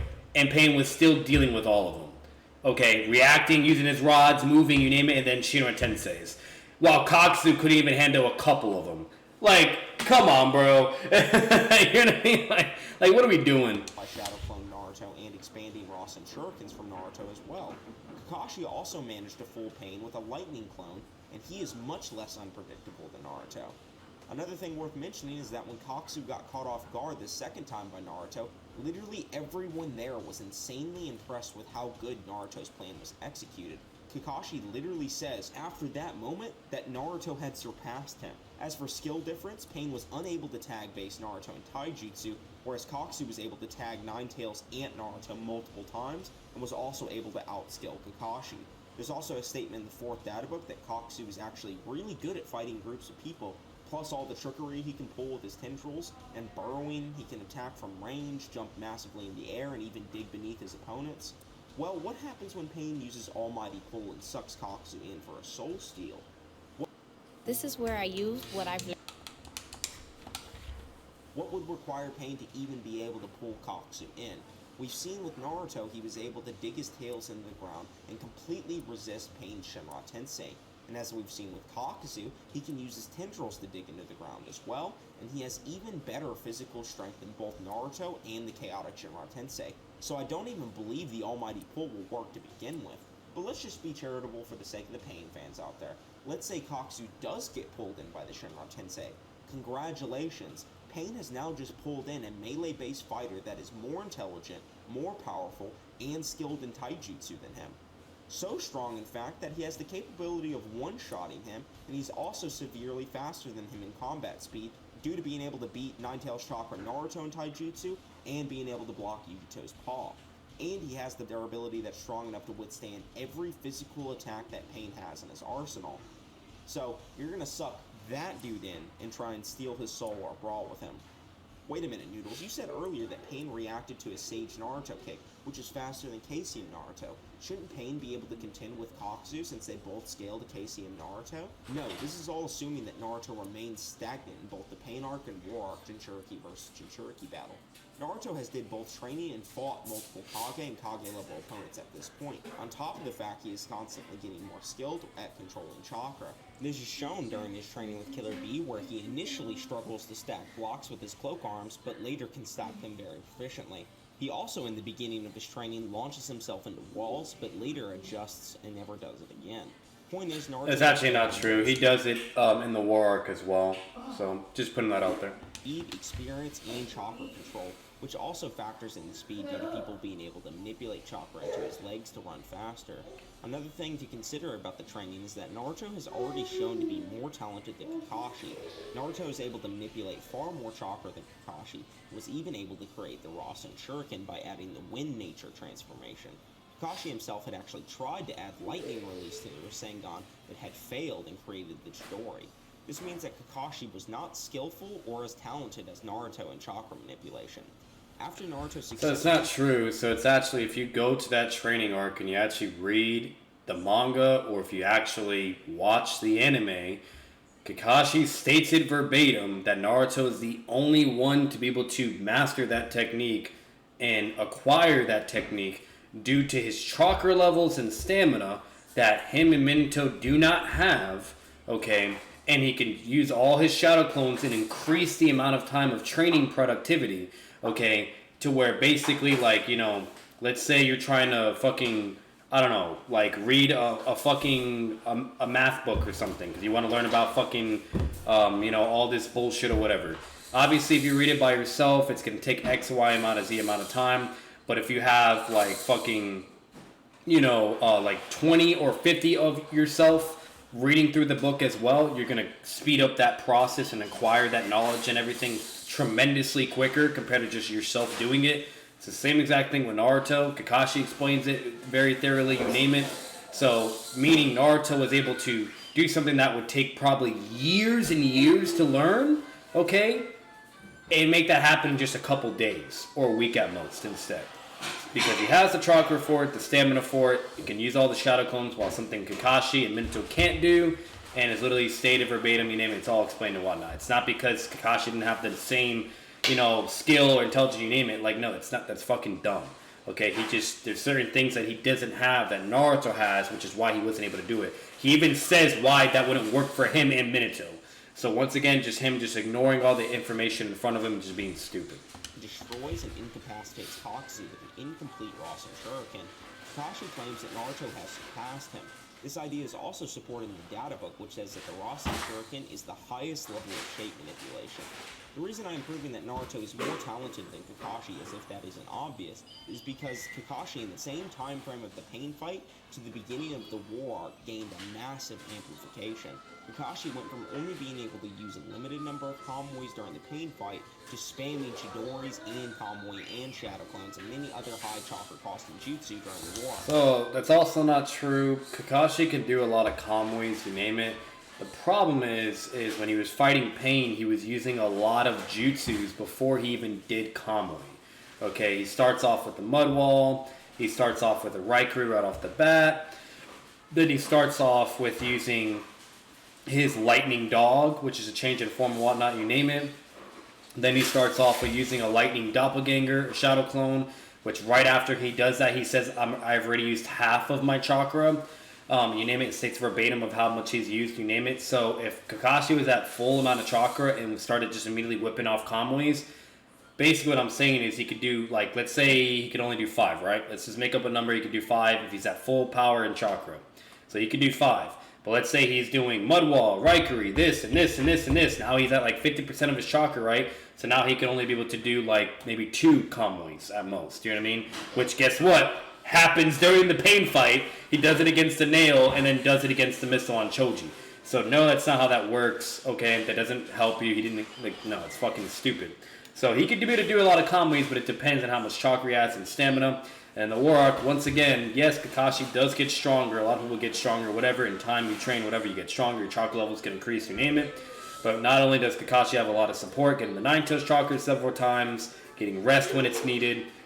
Okay, he also, gets a boost of stamina and chakra. And since we can't really quantify, we don't really know how much of, much fucking more chakra or stamina he's gotten, whatever. We really don't know, unfortunately. It is what it is. So it's very vague, it's very contentious, but I'm not going to get into that because that's a whole other can of worms. That's a whole other fucking thing, and that's all in the war arc. But either way, comparing these two versions of Kakashi, okay, you know what I mean, like, of how far they gap away from each other, you know what I mean? You could, be able to go that route, analyze whatever, but bottom line is, it's not like a Kakashi that's, like, severely fucking, just nowhere near. You know what I mean? Like, that's a little bit weird, okay?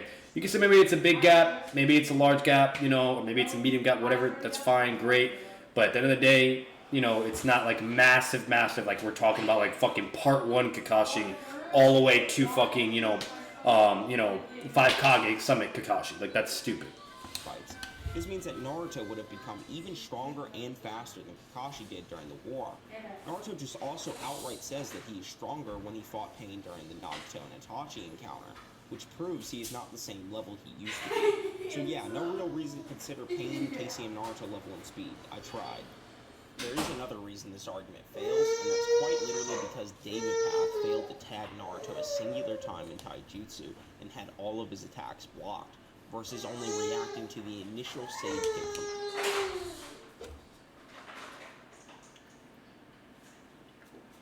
from... Oh, hey, we almost done. We almost done with it, bro. We got about 16 more minutes, baby. We can do it.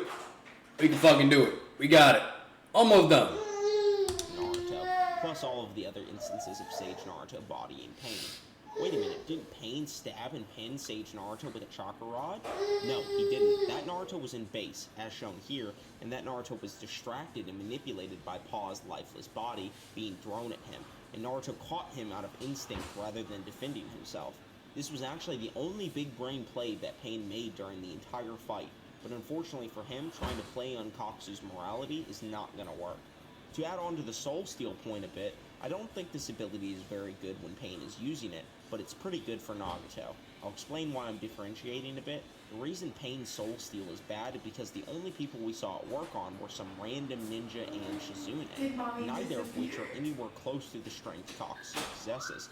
So, that's also wrong. He does the soul grab on KCM1 Naruto, and it's working perfectly fine, and Naruto's basically fucked. Hey Shy, can you be able to get him in the room, please? Like, I'm literally making videos right now. Cry me a river. I was literally coming to pick him up when he got mad. Why don't you go and not be a father over somewhere else? Thank you. Yeah, you're fucking welcome. Ever seen someone resisting a soul-stealing technique in Naruto, it has been due to the strength they possess. The Rinnegan Soul Steal was actually proven to be resistible through strength by Naruto, as he managed to use his Chakra Cloak arms to quite literally reach out and pull his soul back into his body. Wait a minute, Noodles, Kakuzu doesn't have a Chakra Cloak or Chakra arms, so there's no way for him to stop his soul from being ripped out. Wrong. Orochimaru literally resisted Hiruzen from pulling his soul out due to his sheer strength and willpower. No chakra arms needed. So I believe it's easily possible for a stronger than a Biju Kakuzu to be able to resist the Soul Steal, which has only worked on weak characters like Shizune.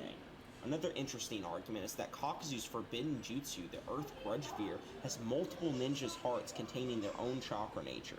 Kakuzu was going to replace his lightning hearts with Kakashi due to it being a powerful heart. The hearts also are able to be autonomous from Kakuzu and capable of their own decision-making. Basically what this means is that they have their own hearts and their own chakra, therefore their own spirit and their own mind. If Pain were to rip a spirit from his body, there is the possibility that he would have to soul rip Kakuzu 6 times before he actually kills him. What the hell? The reason why Soul Steal is good. So we'll entertain this a little bit. So with Hiruzen and Orochimaru, okay. So the problem with that is, for one, it's a totally different technique. It's with the Reaper Death Seal. Okay, so that's the first thing. 2, Hiruzen is literally extremely old, very fatigued, very exhausted. You know what I mean? Like, so yeah, he's struggling to pull out Orochimaru's fucking soul and everything and whatnot. While Orochimaru, you know what I mean? He's not like nowhere near the same extent of Hiruzen, but he's also fatigued, exhausted. You know what I mean? So they're kind of going back and forth. So that's like the first 2 things. Like, that's completely different. It doesn't make any fucking sense. It's really weird to act like Kakuzu could just somehow negate or use his willpower and just fucking not get immediately soul grabbed or whatever. You know, like, that's really, really weird. But anyways, you know, and then also, like, you know, was already stated beforehand, he doesn't have like chakra cloaks or anything like that to, you know, try to resist or whatever. And it is a KCM1 Naruto, which is also its own thing and whatnot. So, like, that's the first couple things. And then third, most importantly, okay, it's an ability of the 6 paths, okay? Like, literally of the Sage of 6 paths. And, you know, once again, because that's entirely a whole other different technique, and its whole purpose is to just steal a soul, and that's it. It was used on Tsunade's apprentice, immediately bodied her. It was used on, like, other people. I think they were just either fodder ninja or whatever, I don't know, but, like, immediately killed them. And when it was used on KCM1 Naruto, he basically would have pulled it out immediately, but the only reason why it didn't happen immediately is because Naruto was kind of trying to pull it back in, but he wasn't successful at all. It was just coming out and out. And Naruto literally states verbatim, like, at this rate, this is not good. Like, I'm gonna die. Like, this is what the hell. Like, my body's getting weak and everything. So if he were to do that on Kakuzu and grab him and start getting the soul, he's immediately ripping that shit out, okay? And even if he wanted to be generous and act like somehow, some way Kakuzu could resist that, you know, with his willpower or whatever, where it's the same exact as the Reaper Death Seal with Hiruzen and Orochimaru, which is completely different, but let's say we grant that and say it's the same, okay? Kakuzu's still not going to be able to stop it, because he won't be able to move, he won't be able to do anything, you know what I mean? Like, he's just fucked. Like, literally, even if like he won't be able to use his tentacles. Like the only reason why Naruto is even able to defend himself is because he has like his chakra cloaks in his hands, and so like that can obviously do like change a form of chakra. You know what I mean? And make like rising guns and stuff. But even while Naruto did that, he went to slam it on Nagato, and he just immediately absorbed it. So like even if like somehow, some way, Kakuzu could use some ninjutsu, whatever, it's just gonna be absorbed or whatever, or he could just Shinra Tensei the attack away, and that's it. You know what I mean? Like he's not gonna be able to do anything. And whenever he grabs your soul, you're basically paralyzed and you can't move. So if you can't move as your body, then his tentacles shouldn't be able to move either, because it's literally connected with his body. It's not like a cloak, like a chakra cloak that's separate from the body that can move on its own. You get what I'm saying? So, but like I said, even if we grant that the tentacles as well, and for some reason that could move, and to try to stop him or whatever, like I said, his robot machinery could just deal with it. Tensei could push it away. He could probably do a barrier and stop it from even hitting him, what he did against the V2 transformation Ninetales with all the tail beast bombs he was launching at him, you name it. Like, there's so many ways he can just compensate for that and protect himself. Like, that's really fucking stupid. Or, obviously, I'm over here talking about Nagato. If we're talking about the Path of Pains, and let's say he pulls whatever, and then the Path of Pain grabs and starts getting his soul, you really think all the other Path of Pains are just going to let him do something if he could move and try to react? No, they're not just going to stand there and let him do whatever. They're going to help as well, and Kakuzu gets fucked, and he gets his soul ripped out, and he's dead. Like, it's so stupid. Because he made KCM1 Naruto struggle a lot to pull it back in. So that means Nagato's Soul Steal is somewhat comparable to KCM1 Naruto, which puts him above a lot of characters. The only other Path of Pain that I think plays any major factor is the Ashura path, but unfortunately for him, he's much slower than Kakuzu, and I don't see any reason why Kakuzu couldn't just slice him open with his tentacle, or just beat him up in taijutsu. And as soon as Kakuzu recognizes that he's the same Ashura path that was able to get in front of a Raikuri Kakashi, but yeah, he's slower, bro. Even with the Link Vision, too slow, bro. You know what I mean? Won't do anything, whatever. Yeah, get the fuck out of here. He will begin to use taijutsu against him, or just rain down artillery fire from all directions with his hearts, like he did against Kakashi. The reason this would work is none of the Paths of Pains have the skills or capability to damage Kakuzu when he is in close range. Have plenty. There's nothing stopping him from releasing all 5 of his hearts, who can quite literally fly around the entire battlefield, artillery firing off Biju. You want to know what would be another funny W, though? If, like, the Ashura Pain grabs Kakuzu, like, before his 5 hearts go out or whatever, or even if the 5 hearts are out, he just grabs them. There's like that head explosion, just explodes Kakuzu's body to pieces. And then, like, the mask are just looking to, like, what do we do, bro? What do we do? I don't know. It's so fucking stupid, bro. Like, oh, man. Ninjutsu in all directions of the Paths of Pain. I know I said earlier that Preta Path absorbs ninjutsu into a bottomless swamp, but this is actually wrong for a few reasons. One of which being that the Preta Path absorbs Naruto's chakra. Oh, that's another thing. Any of the data book statements for Pain are always wrong, but all the data book statements for Kakuzu are always right. That's also another thing he does. like I said, bro, this motherfucker, he'll pick and choose to when he wants to accept things, because, like I said, if it doesn't work or play into his deck of cards or whatever the case may be, you name it, it's wrong, doesn't matter, you name it, etc. But let's say, it's Kakuzu, your boy Kakuzu, or anybody else, but not Pain. Oh, shit, fucking, by all means, doesn't matter. Wrong. X, Y, and Z. Wrong.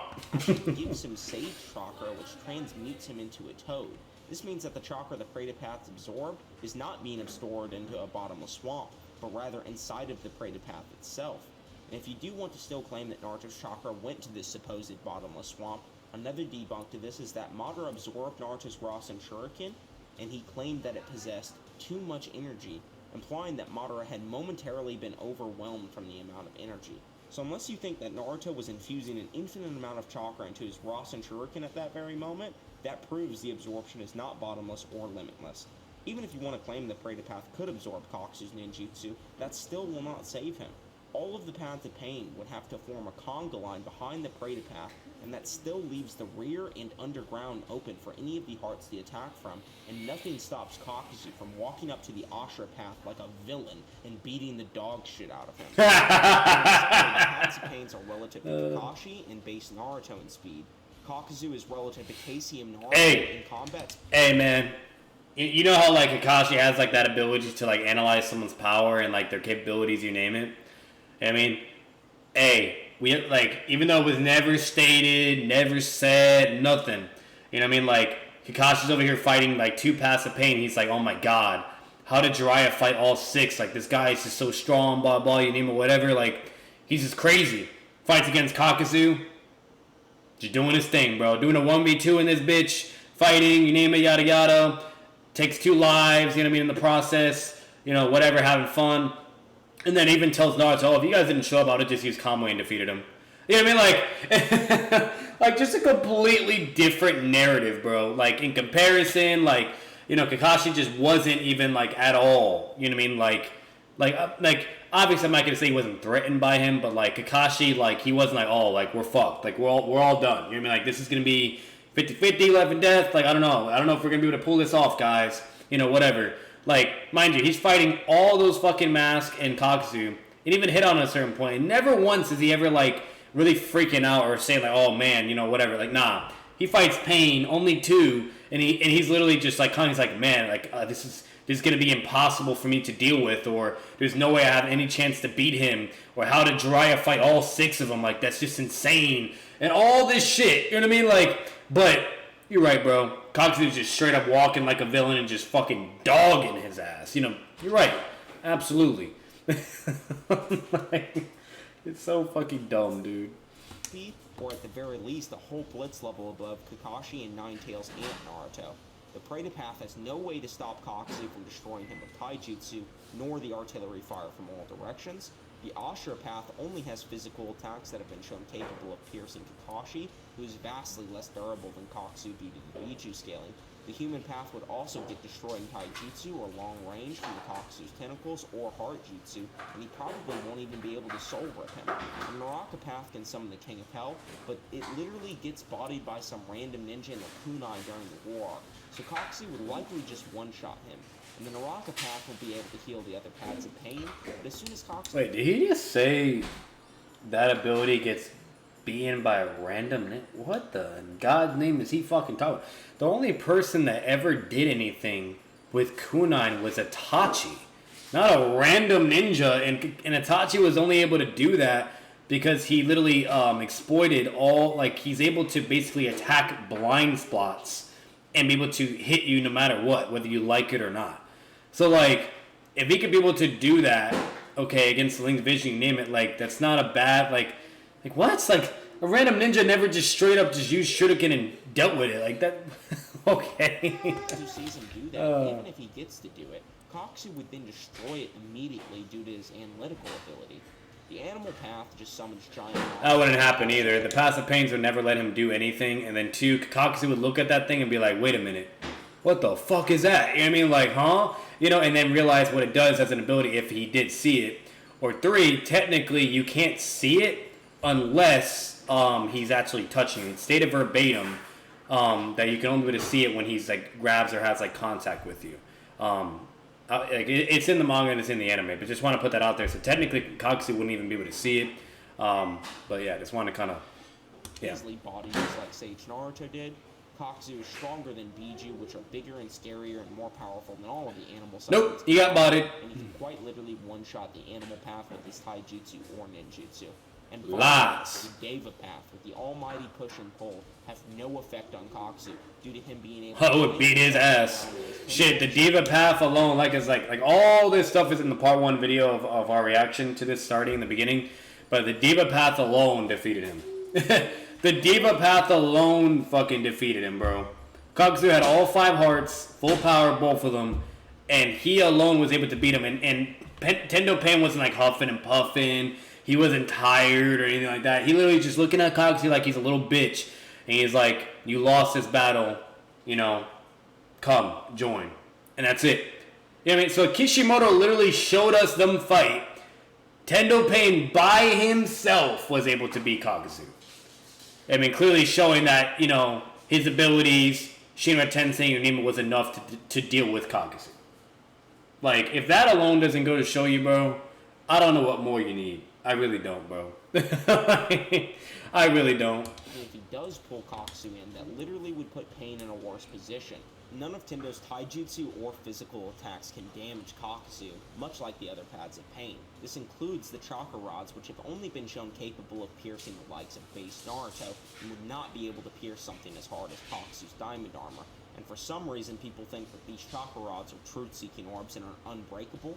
Well, here's Pain and Naruto literally breaking chakra rods. So yeah, no reason Kakuzu couldn't do that. A few things I forgot to mention is that Sage Naruto directly says that Pain is unable to harm him, so this furthers the idea that Pain does not scale to Sage Naruto. And another feat that's worth talking about is the Shinra Tensei dispelling the Rasen Shuriken that Naruto threw. I don't think this feat is very good because it's actually just Pain interacting with the Rasen Shuriken's durability, not the Rasen Shuriken's attack potency. So trying to scale the Rasen Shuriken's durability to its AP doesn't make sense, especially when it hasn't exploded yet, and especially considering it is an explosive.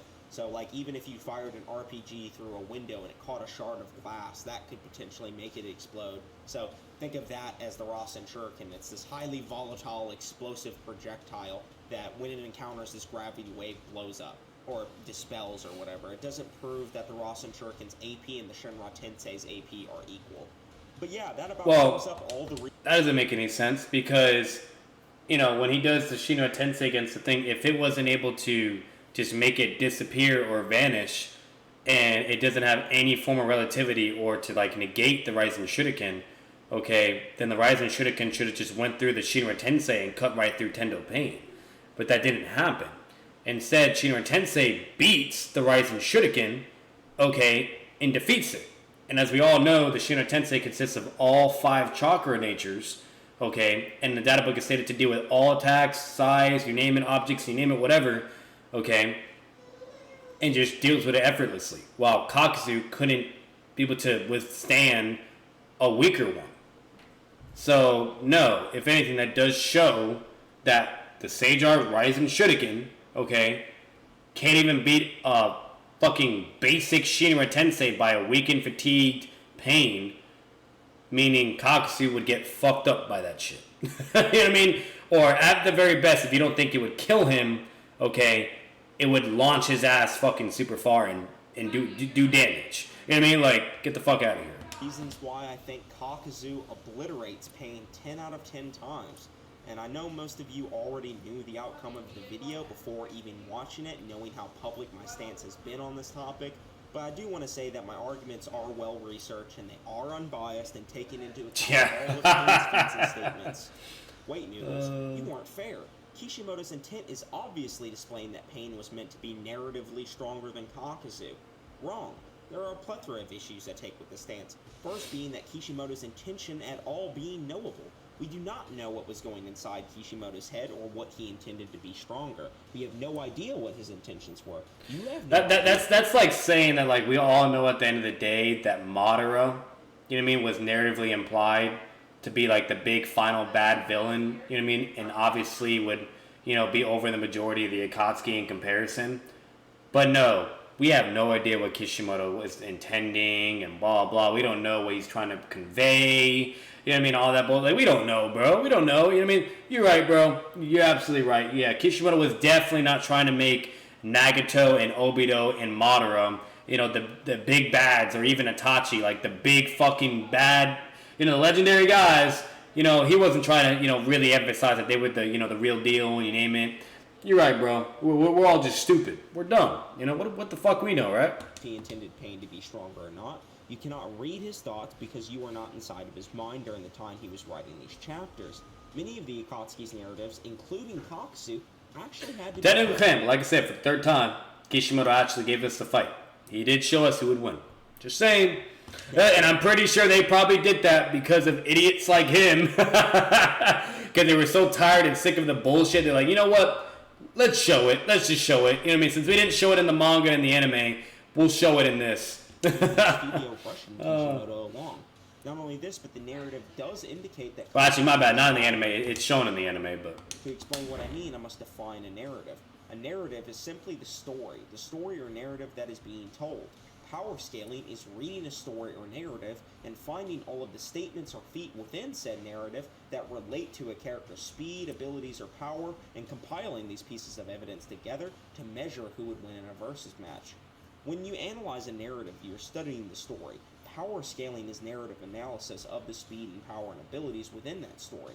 So when I say that Kakuzu's feats and statements indicate that he's more powerful, I am claiming the narrative makes Kakuzu more powerful. The narrative is what is giving me the evidence to say Kakuzu wins. I'm not pulling these feats and statements from something outside of the narrative. Not only this, but there is actual blatant evidence that Kishimoto intended for Kakuzu to be a threat to Pain. In chapter 364, Obito states to Pain that capturing Naruto will not be easy, and the reason he gives is because Naruto destroyed 2 of Kakuzu's hearts. Obito believes that Naruto will be a tough fight for Pain because of his capability to destroy just 2 of Kakuzu's hearts. Conan responds to this and says, "Save us from your warnings and fears. Pain is invincible." This is a pretty typical response for Conan. She's consistently meat-riding Pain whenever she can, but it does show So, that Obito... I'm actually glad he showed that because, you know, when they're comparing Naruto to fighting Kakuzu and then to Pain to fight Naruto, okay, you know what I mean, then it's further supported what Conan says to where even while Pain is fatigued and weakened and while Naruto has every fucking benefit and advantage in the book, he still loses to Pain.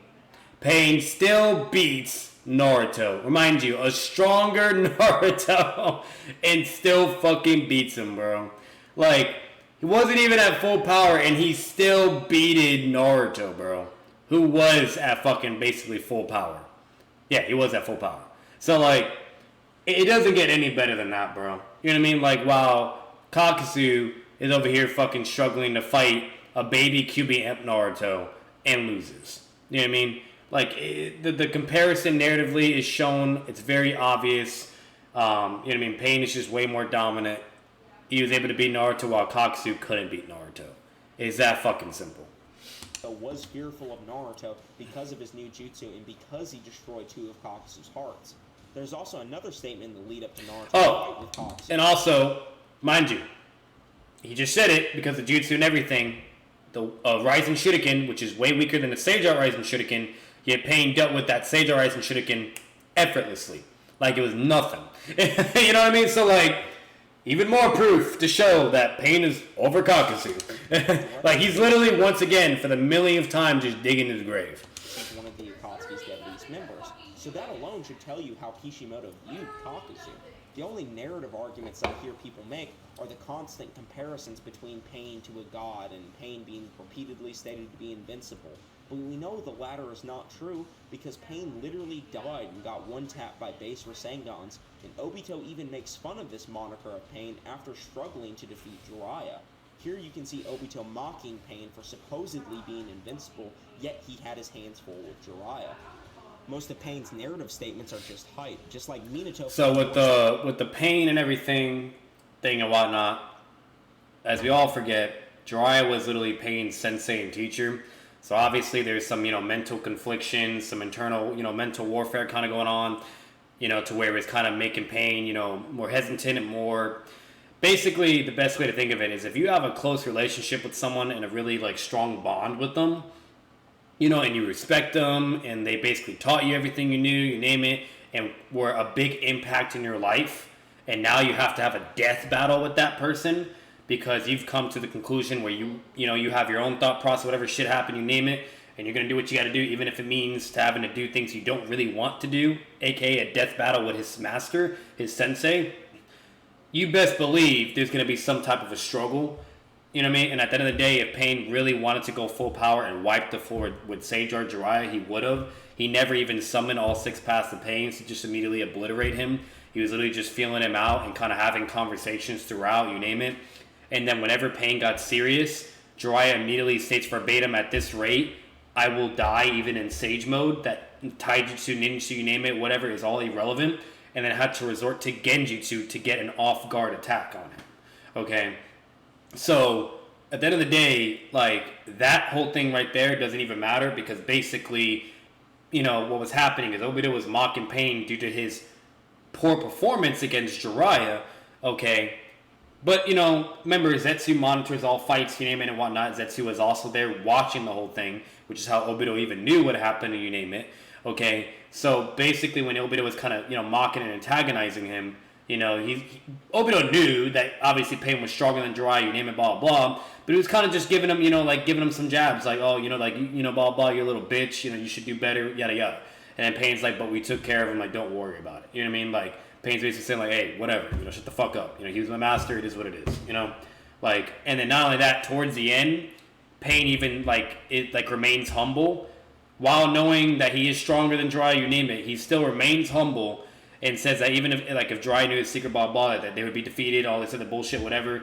Basically, more than likely implying that, if Jiraiya knew his actual location, you know what I mean, that Jiraiya probably could have been able to do something. Or maybe if you want to infer that, if all 6 of them were there and Nagato was holding back in the way he was and kind of just, filling out Jiraiya and just fighting him, whatever, that basically if he did the Genjutsu on all 6, that could have obviously dealt with them, and whatnot. But obviously it's more than likely to do with the fact that when he said secret, meaning knowing where Nagato was and that he's the main problem.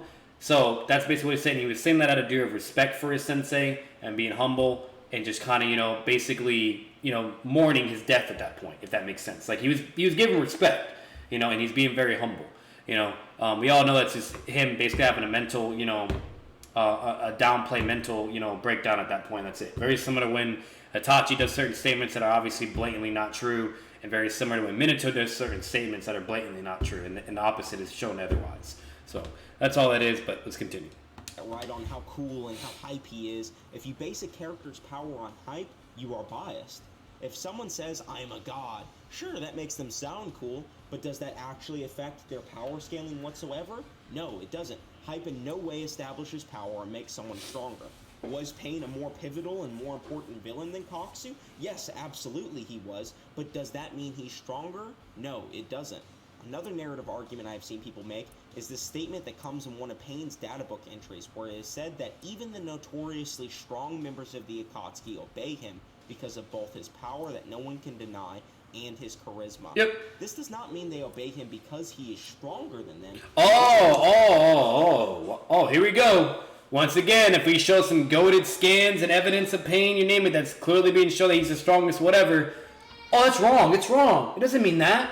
It doesn't mean that. But yeah, if it's Kakuzu, oh, now we take it literally. Now, you know what I mean? like, get the fuck out of here, bro. Like, you just, like I said, you bullshit, Noodles. Like, everybody knows you're bullshitting, bro. Nobody takes you seriously, Bappa. Nobody takes you seriously. Nobody believes in your bullshit. We all know that you're dumb, that you don't know how to power scale Naruto, that you don't know what you're talking about. Okay? Just accept it. It's that simple. Leave Swag Kage alone. Leave 6 alone. Stop obsessing over them. They don't care about you. They laugh at you. They think you're a joke. You're nowhere near them as well. Like, oh my god. Like, this guy is just so annoying. Like, it's a fucking pattern. Like, he's so predictable, dude. Like, it doesn't, like, it can be obvious as day. You know what I mean? Like, I could look at the ground and see a frog in front of me. But hey, it's a frog. And Noodles, that's not a frog. That's a fucking lizard. You know what I mean? Like, it's just, bro, like, I don't know, bro. Like, it's just, I really don't. They obey him. Like, Noodles is literally the type of guy to where, let's say you're living in Florida and it rains, right? And you're soaking wet and you go to your friend's house. You know what I mean? Noodles is the friend that would be like, oh, a bunch of clowns must have drove in a vehicle and threw a bunch of water balloons at you, and you got all soaking wet from that. Damn, bro, my bad that happened, That's what Noodles would do. While any reasonable, normal, logical person would actually common decency and common sense would be like, oh, always rains in Florida, you got poured on by the rain, huh? You know what I mean? Like, because that's a more logical, more believable, more, possible or possibility of why your friend is coming to your door all soaking fucking wet, But Noodles, on the other hand, goes on a whole other fucking journey, bro. Literally the same shit he does with Pain. Or with anybody, it doesn't matter if you're Minato, Pain. Bro, you could be fucking Madara. Apparently, even a live Madara, bro, doesn't matter. And Kakuzu is better. So now, apparently, Madara, he can't fucking hurt, Kakuzu either, right? Because Kakuzu just has greater durability. What does a live Madara do to Kakuzu? Holy shit, Like, it's so fucking sad. It's so sad. Because they respect his power and cannot deny he has power. And they also follow him because of how charismatic he is as well. Kakuzu could totally acknowledge Pain as strong and follow him because he both respects his power and likes the idea of getting money. In fact, that is exactly why I think Kakuzu follows Pain. The final argument I hear people make all the time is, base Naruto beat Kakuzu with no prep time, and even with Sage Mode and Intel on Pain, he still lost to him.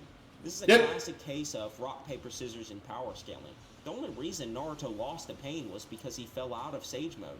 Sage Mode Naruto was vastly superior to Pain, so really Pain is... So it's actually not true. So whenever Pain did Shinra, like, basically what happens is when Tendo Pain gets his power, he immediately shits on everybody, all the frogs, you name it, shits on the Rising Shuriken and all that, and he even does a Shinra Tensei against Sage Mode Naruto and completely shits on Sage Mode Naruto, okay? And basically Sage Mode Naruto can't do anything at that point. Like, he literally cannot do anything. Like, deadass. Okay?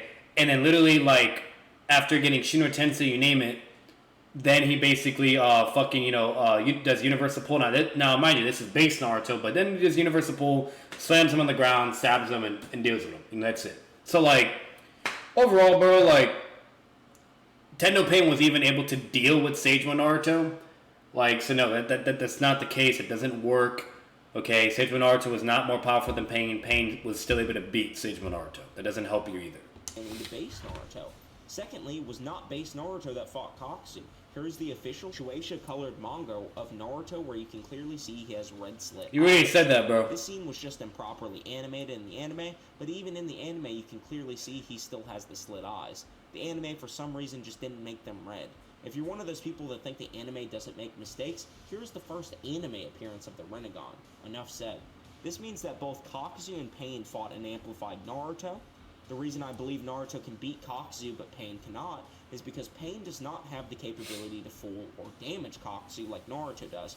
Pain does not have a Rasen Shuriken, nor does Pain have the unpredictability of Naruto. The Rasen Shuriken is actually much less useful against Pain because he has multiple bodies that Naruto has to destroy, and those bodies can be resurrected as well.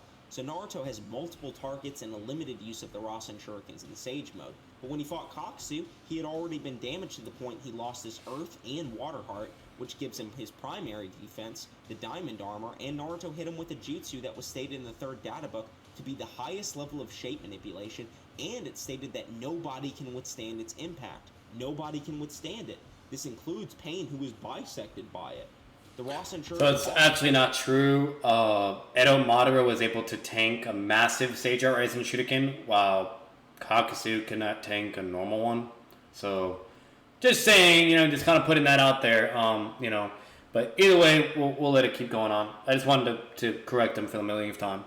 So, and technically he's also wrong because Pain didn't obviously tank it with his body, but he did use his jutsu to beat it. And Kakuzu didn't have any jutsus to beat it. Now, if we go by like the whole elemental weakness thing, you know what I mean? So like, let's say we grant Kakuzu all 5 hearts as well. And let's say, he's combining certain chakra natures to combat against the wind style Rising Shuriken. Okay? That's a whole other thing and whatnot. But, if we're being real, Naruto's not going to slam his Rising Shuriken into fucking Kakuzu's, ninjutsu abilities that could, be greater than wind. Okay? That makes no fucking sense. He would do the same thing, use shadow clones, make diversions, whatever, and then get behind and him with the Rising Shuriken to be the same effect. Okay? It's that fucking simple. While with Pain, that's something Naruto would not be able to do due to Shinra Tensei, the linked vision, path of pains, you name it, their abilities, so on and so forth. It's that fucking simple. Also bypasses durability, as stated by Tsunade in the autopsy of Kakuzu. The Rasen Shuriken attacks both his cells and chakra network directly and functions more like a poison rather than physical trauma. Sure. This means that the Rasen Shuriken functions on such a minute level that it attacks the vital points directly, which is also stated in the third databook entry of the Rasen Shuriken. Another thing I want to point out is that if Naruto had the durability of Kakuzu, he could have went into the Leaf Village completely invulnerable just like Kakuzu would be. He would have bodied Pain just like he did in Sage Mode when he was invulnerable to Pain. Kakuzu is a good matchup against Pain because he can resist all of his attacks and can one-shot him. Damn! Naruto in base can't do that. but he is a good matchup against Kakuzu because he can catch him off guard with Shadow Clones and hurt him with the Rasen Shuriken. And guess what? Pain could also catch him off guard. Hack's dead. GG, baby! And Pain is a good matchup against Naruto because he has a lot of range, jutsu, and mini bodies to keep tanking Rasen Shurikens until Naruto runs out of Sage Chakra. Rock, paper, scissors. This isn't Dragon Ball where scaling is always just a singular linear line. Naruto characters are very complex with the amount of jutsu they can use and what abilities will play a factor in a fight, and this just happens to be one of those weird ones where all three of these characters can beat each other. But yeah, that about does it for the video, guys. As I see it, Kakuzu quite literally is just too strong, too fast, too skilled, too intelligent, and too durable. Multiversal. Multi-continental, baby. Cons for Pain, and I see multiple None. Kakuzu. If you disagree with my outcome, make sure to drop a comment explaining why you have an issue with the scaling, or join my Discord, Noodle Scrapyard. It's here that my YouTube community is living and thriving with a plethora of people that will be more than willing to debate you, including myself. I know this video is ridiculously long, but I didn't realize how many arguments and pieces of evidence were necessary to cover until I got about 9 pages into the script. I know this video has been a long time coming, and as you guys can tell, I'm just very passionate about Naruto. And as you guys can tell, I'm just as passionate about Naruto as I have been for the last 3 years. I'm always continuing to search and level up my video quality. I knew it was going to be hard to top Multiversal Naruto, but who knows, maybe this video will do just as well. Here pretty soon, I'm going to be reading One Punch Man, so maybe expect a Saitama versus Naruto video at some point in the near future, and maybe just a Saitama Power Scale video in general. I'm also still planning on doing oh my god, videos, so stay tuned. And this man rats so hard in Naruto, I already know he's gonna be ratting fucking hard with One Punch Man. Noodles would probably be the guy to pull up the next trend that Saitama destroys Goku. You know what I mean? To kind of go against Seth and Swag and Six and all that. I'm calling it right now. On God, I guarantee you, Noodles, that'll be the next thing he does in rats and be like, oh, Saitama's greater than Goku. On God. Oh, shit. I love it. But alright, obviously, you already know the video gets a dislike. It was a fucking garbage video. It was tons of disingenuous takes, tons of, bullshit, tons of ratting, tons of nonsense, tons of deception, tons of misconstruing. I can go on and on and on and on. It was a garbage video. If you actually do your homework and if you actually do your research, better yet, if you go to all the Naruto YouTube channels, every single fucking one, none of them have this mindset, none of them have this type of scaling. They all know at the end of the day it's clearly implied and it's clearly shown, and there's all the evidence, the feats, the statements. Kishimoto even shows Pain versus Kakuzu. There's so much you can go off of. At the end of the day, we all know Pain would beat Kakuzu. And I did promise you guys, towards the end of this video, I was going to show that as well. This is what Kishimoto thinks if they were to fight, by the way. I'll show it to you right now. Originally, your plan was one of my goals. It's good to know that we're both on the same page. So what are we going to do? So right there is actually really important evidence that Nagato literally is willing to work with Obito and to kind of go along and cooperate with the Akatsuki, you name it, because they're both on the same page and have the same goals. If Pain knew that Obito had a whole other different goal with the Infinite Tsukiyomi and to not use all the Biju to make it into one crazy ass weapon to show the world Pain, blah blah, they would be fighting and immediately scrapping. You know what I mean? Because obviously that's two different outcomes that are not the same, and Pain doesn't want to do what Obito wants, and Obito wouldn't want to do what Pain wants. So I really like that, because at that point, Pain's basically saying, like, hey, it's good we're on the same place, blah, blah, blah, otherwise we'd be having fucking problems, and Obito's attitude is like, whatever, like, fuck you, So, I love that. I love that.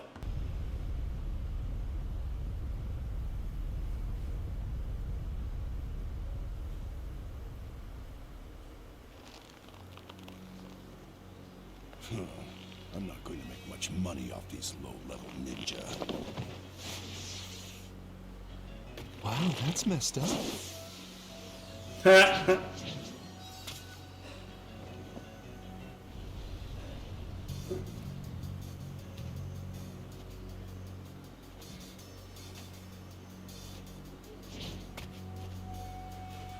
Who are you? What do you want? The immortal ninja Kakuzu. I'd like to invite you to join the Akatsuki. The Akatsuki? That's right, it's a group that's going to bring true peace to everyone. I don't care about that junk. The only thing I care about is money. Whether you care or not isn't the issue. I insist that you join us. You're pretty bold, aren't you? Or you're a fool who doesn't know who's stronger. It doesn't seem like you're worth anything, but you talk too much. So you wish to fight me? Fine. Have it your way.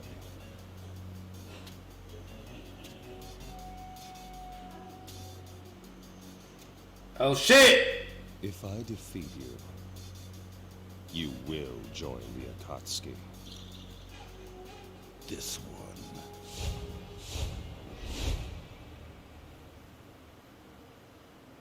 Come. Oh shit! Fighting the legendary Kakuzu, baby.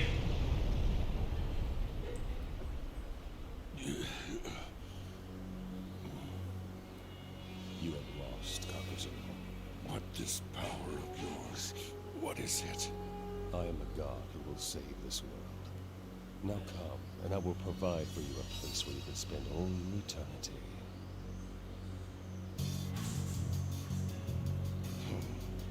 If this group you speak of has others like you, then it's certain to give me a greater opportunity to earn higher bounties. The Akatsuki. It seems to me as if the smell of money is strong here. So I guess we're set. My work here is done. Let us return. Is that. So you can kind of conclude it there, and hope you guys enjoyed. So we'll make sure to end the video here. As always, if you guys enjoyed, make sure to leave a like, comment your thoughts down below. Let me know anything in general. Your Akatsuki ranking, Kakuzu, like what members of the Akatsuki do you think he can even beat or win? Obviously, your thoughts on Pain versus Kakuzu, you name it. Just let me know anything. Subscribe for more content. Subscribe guys to the channel. There'll be plenty of more content along the way, Naruto related, you name it. And see you guys in the next one.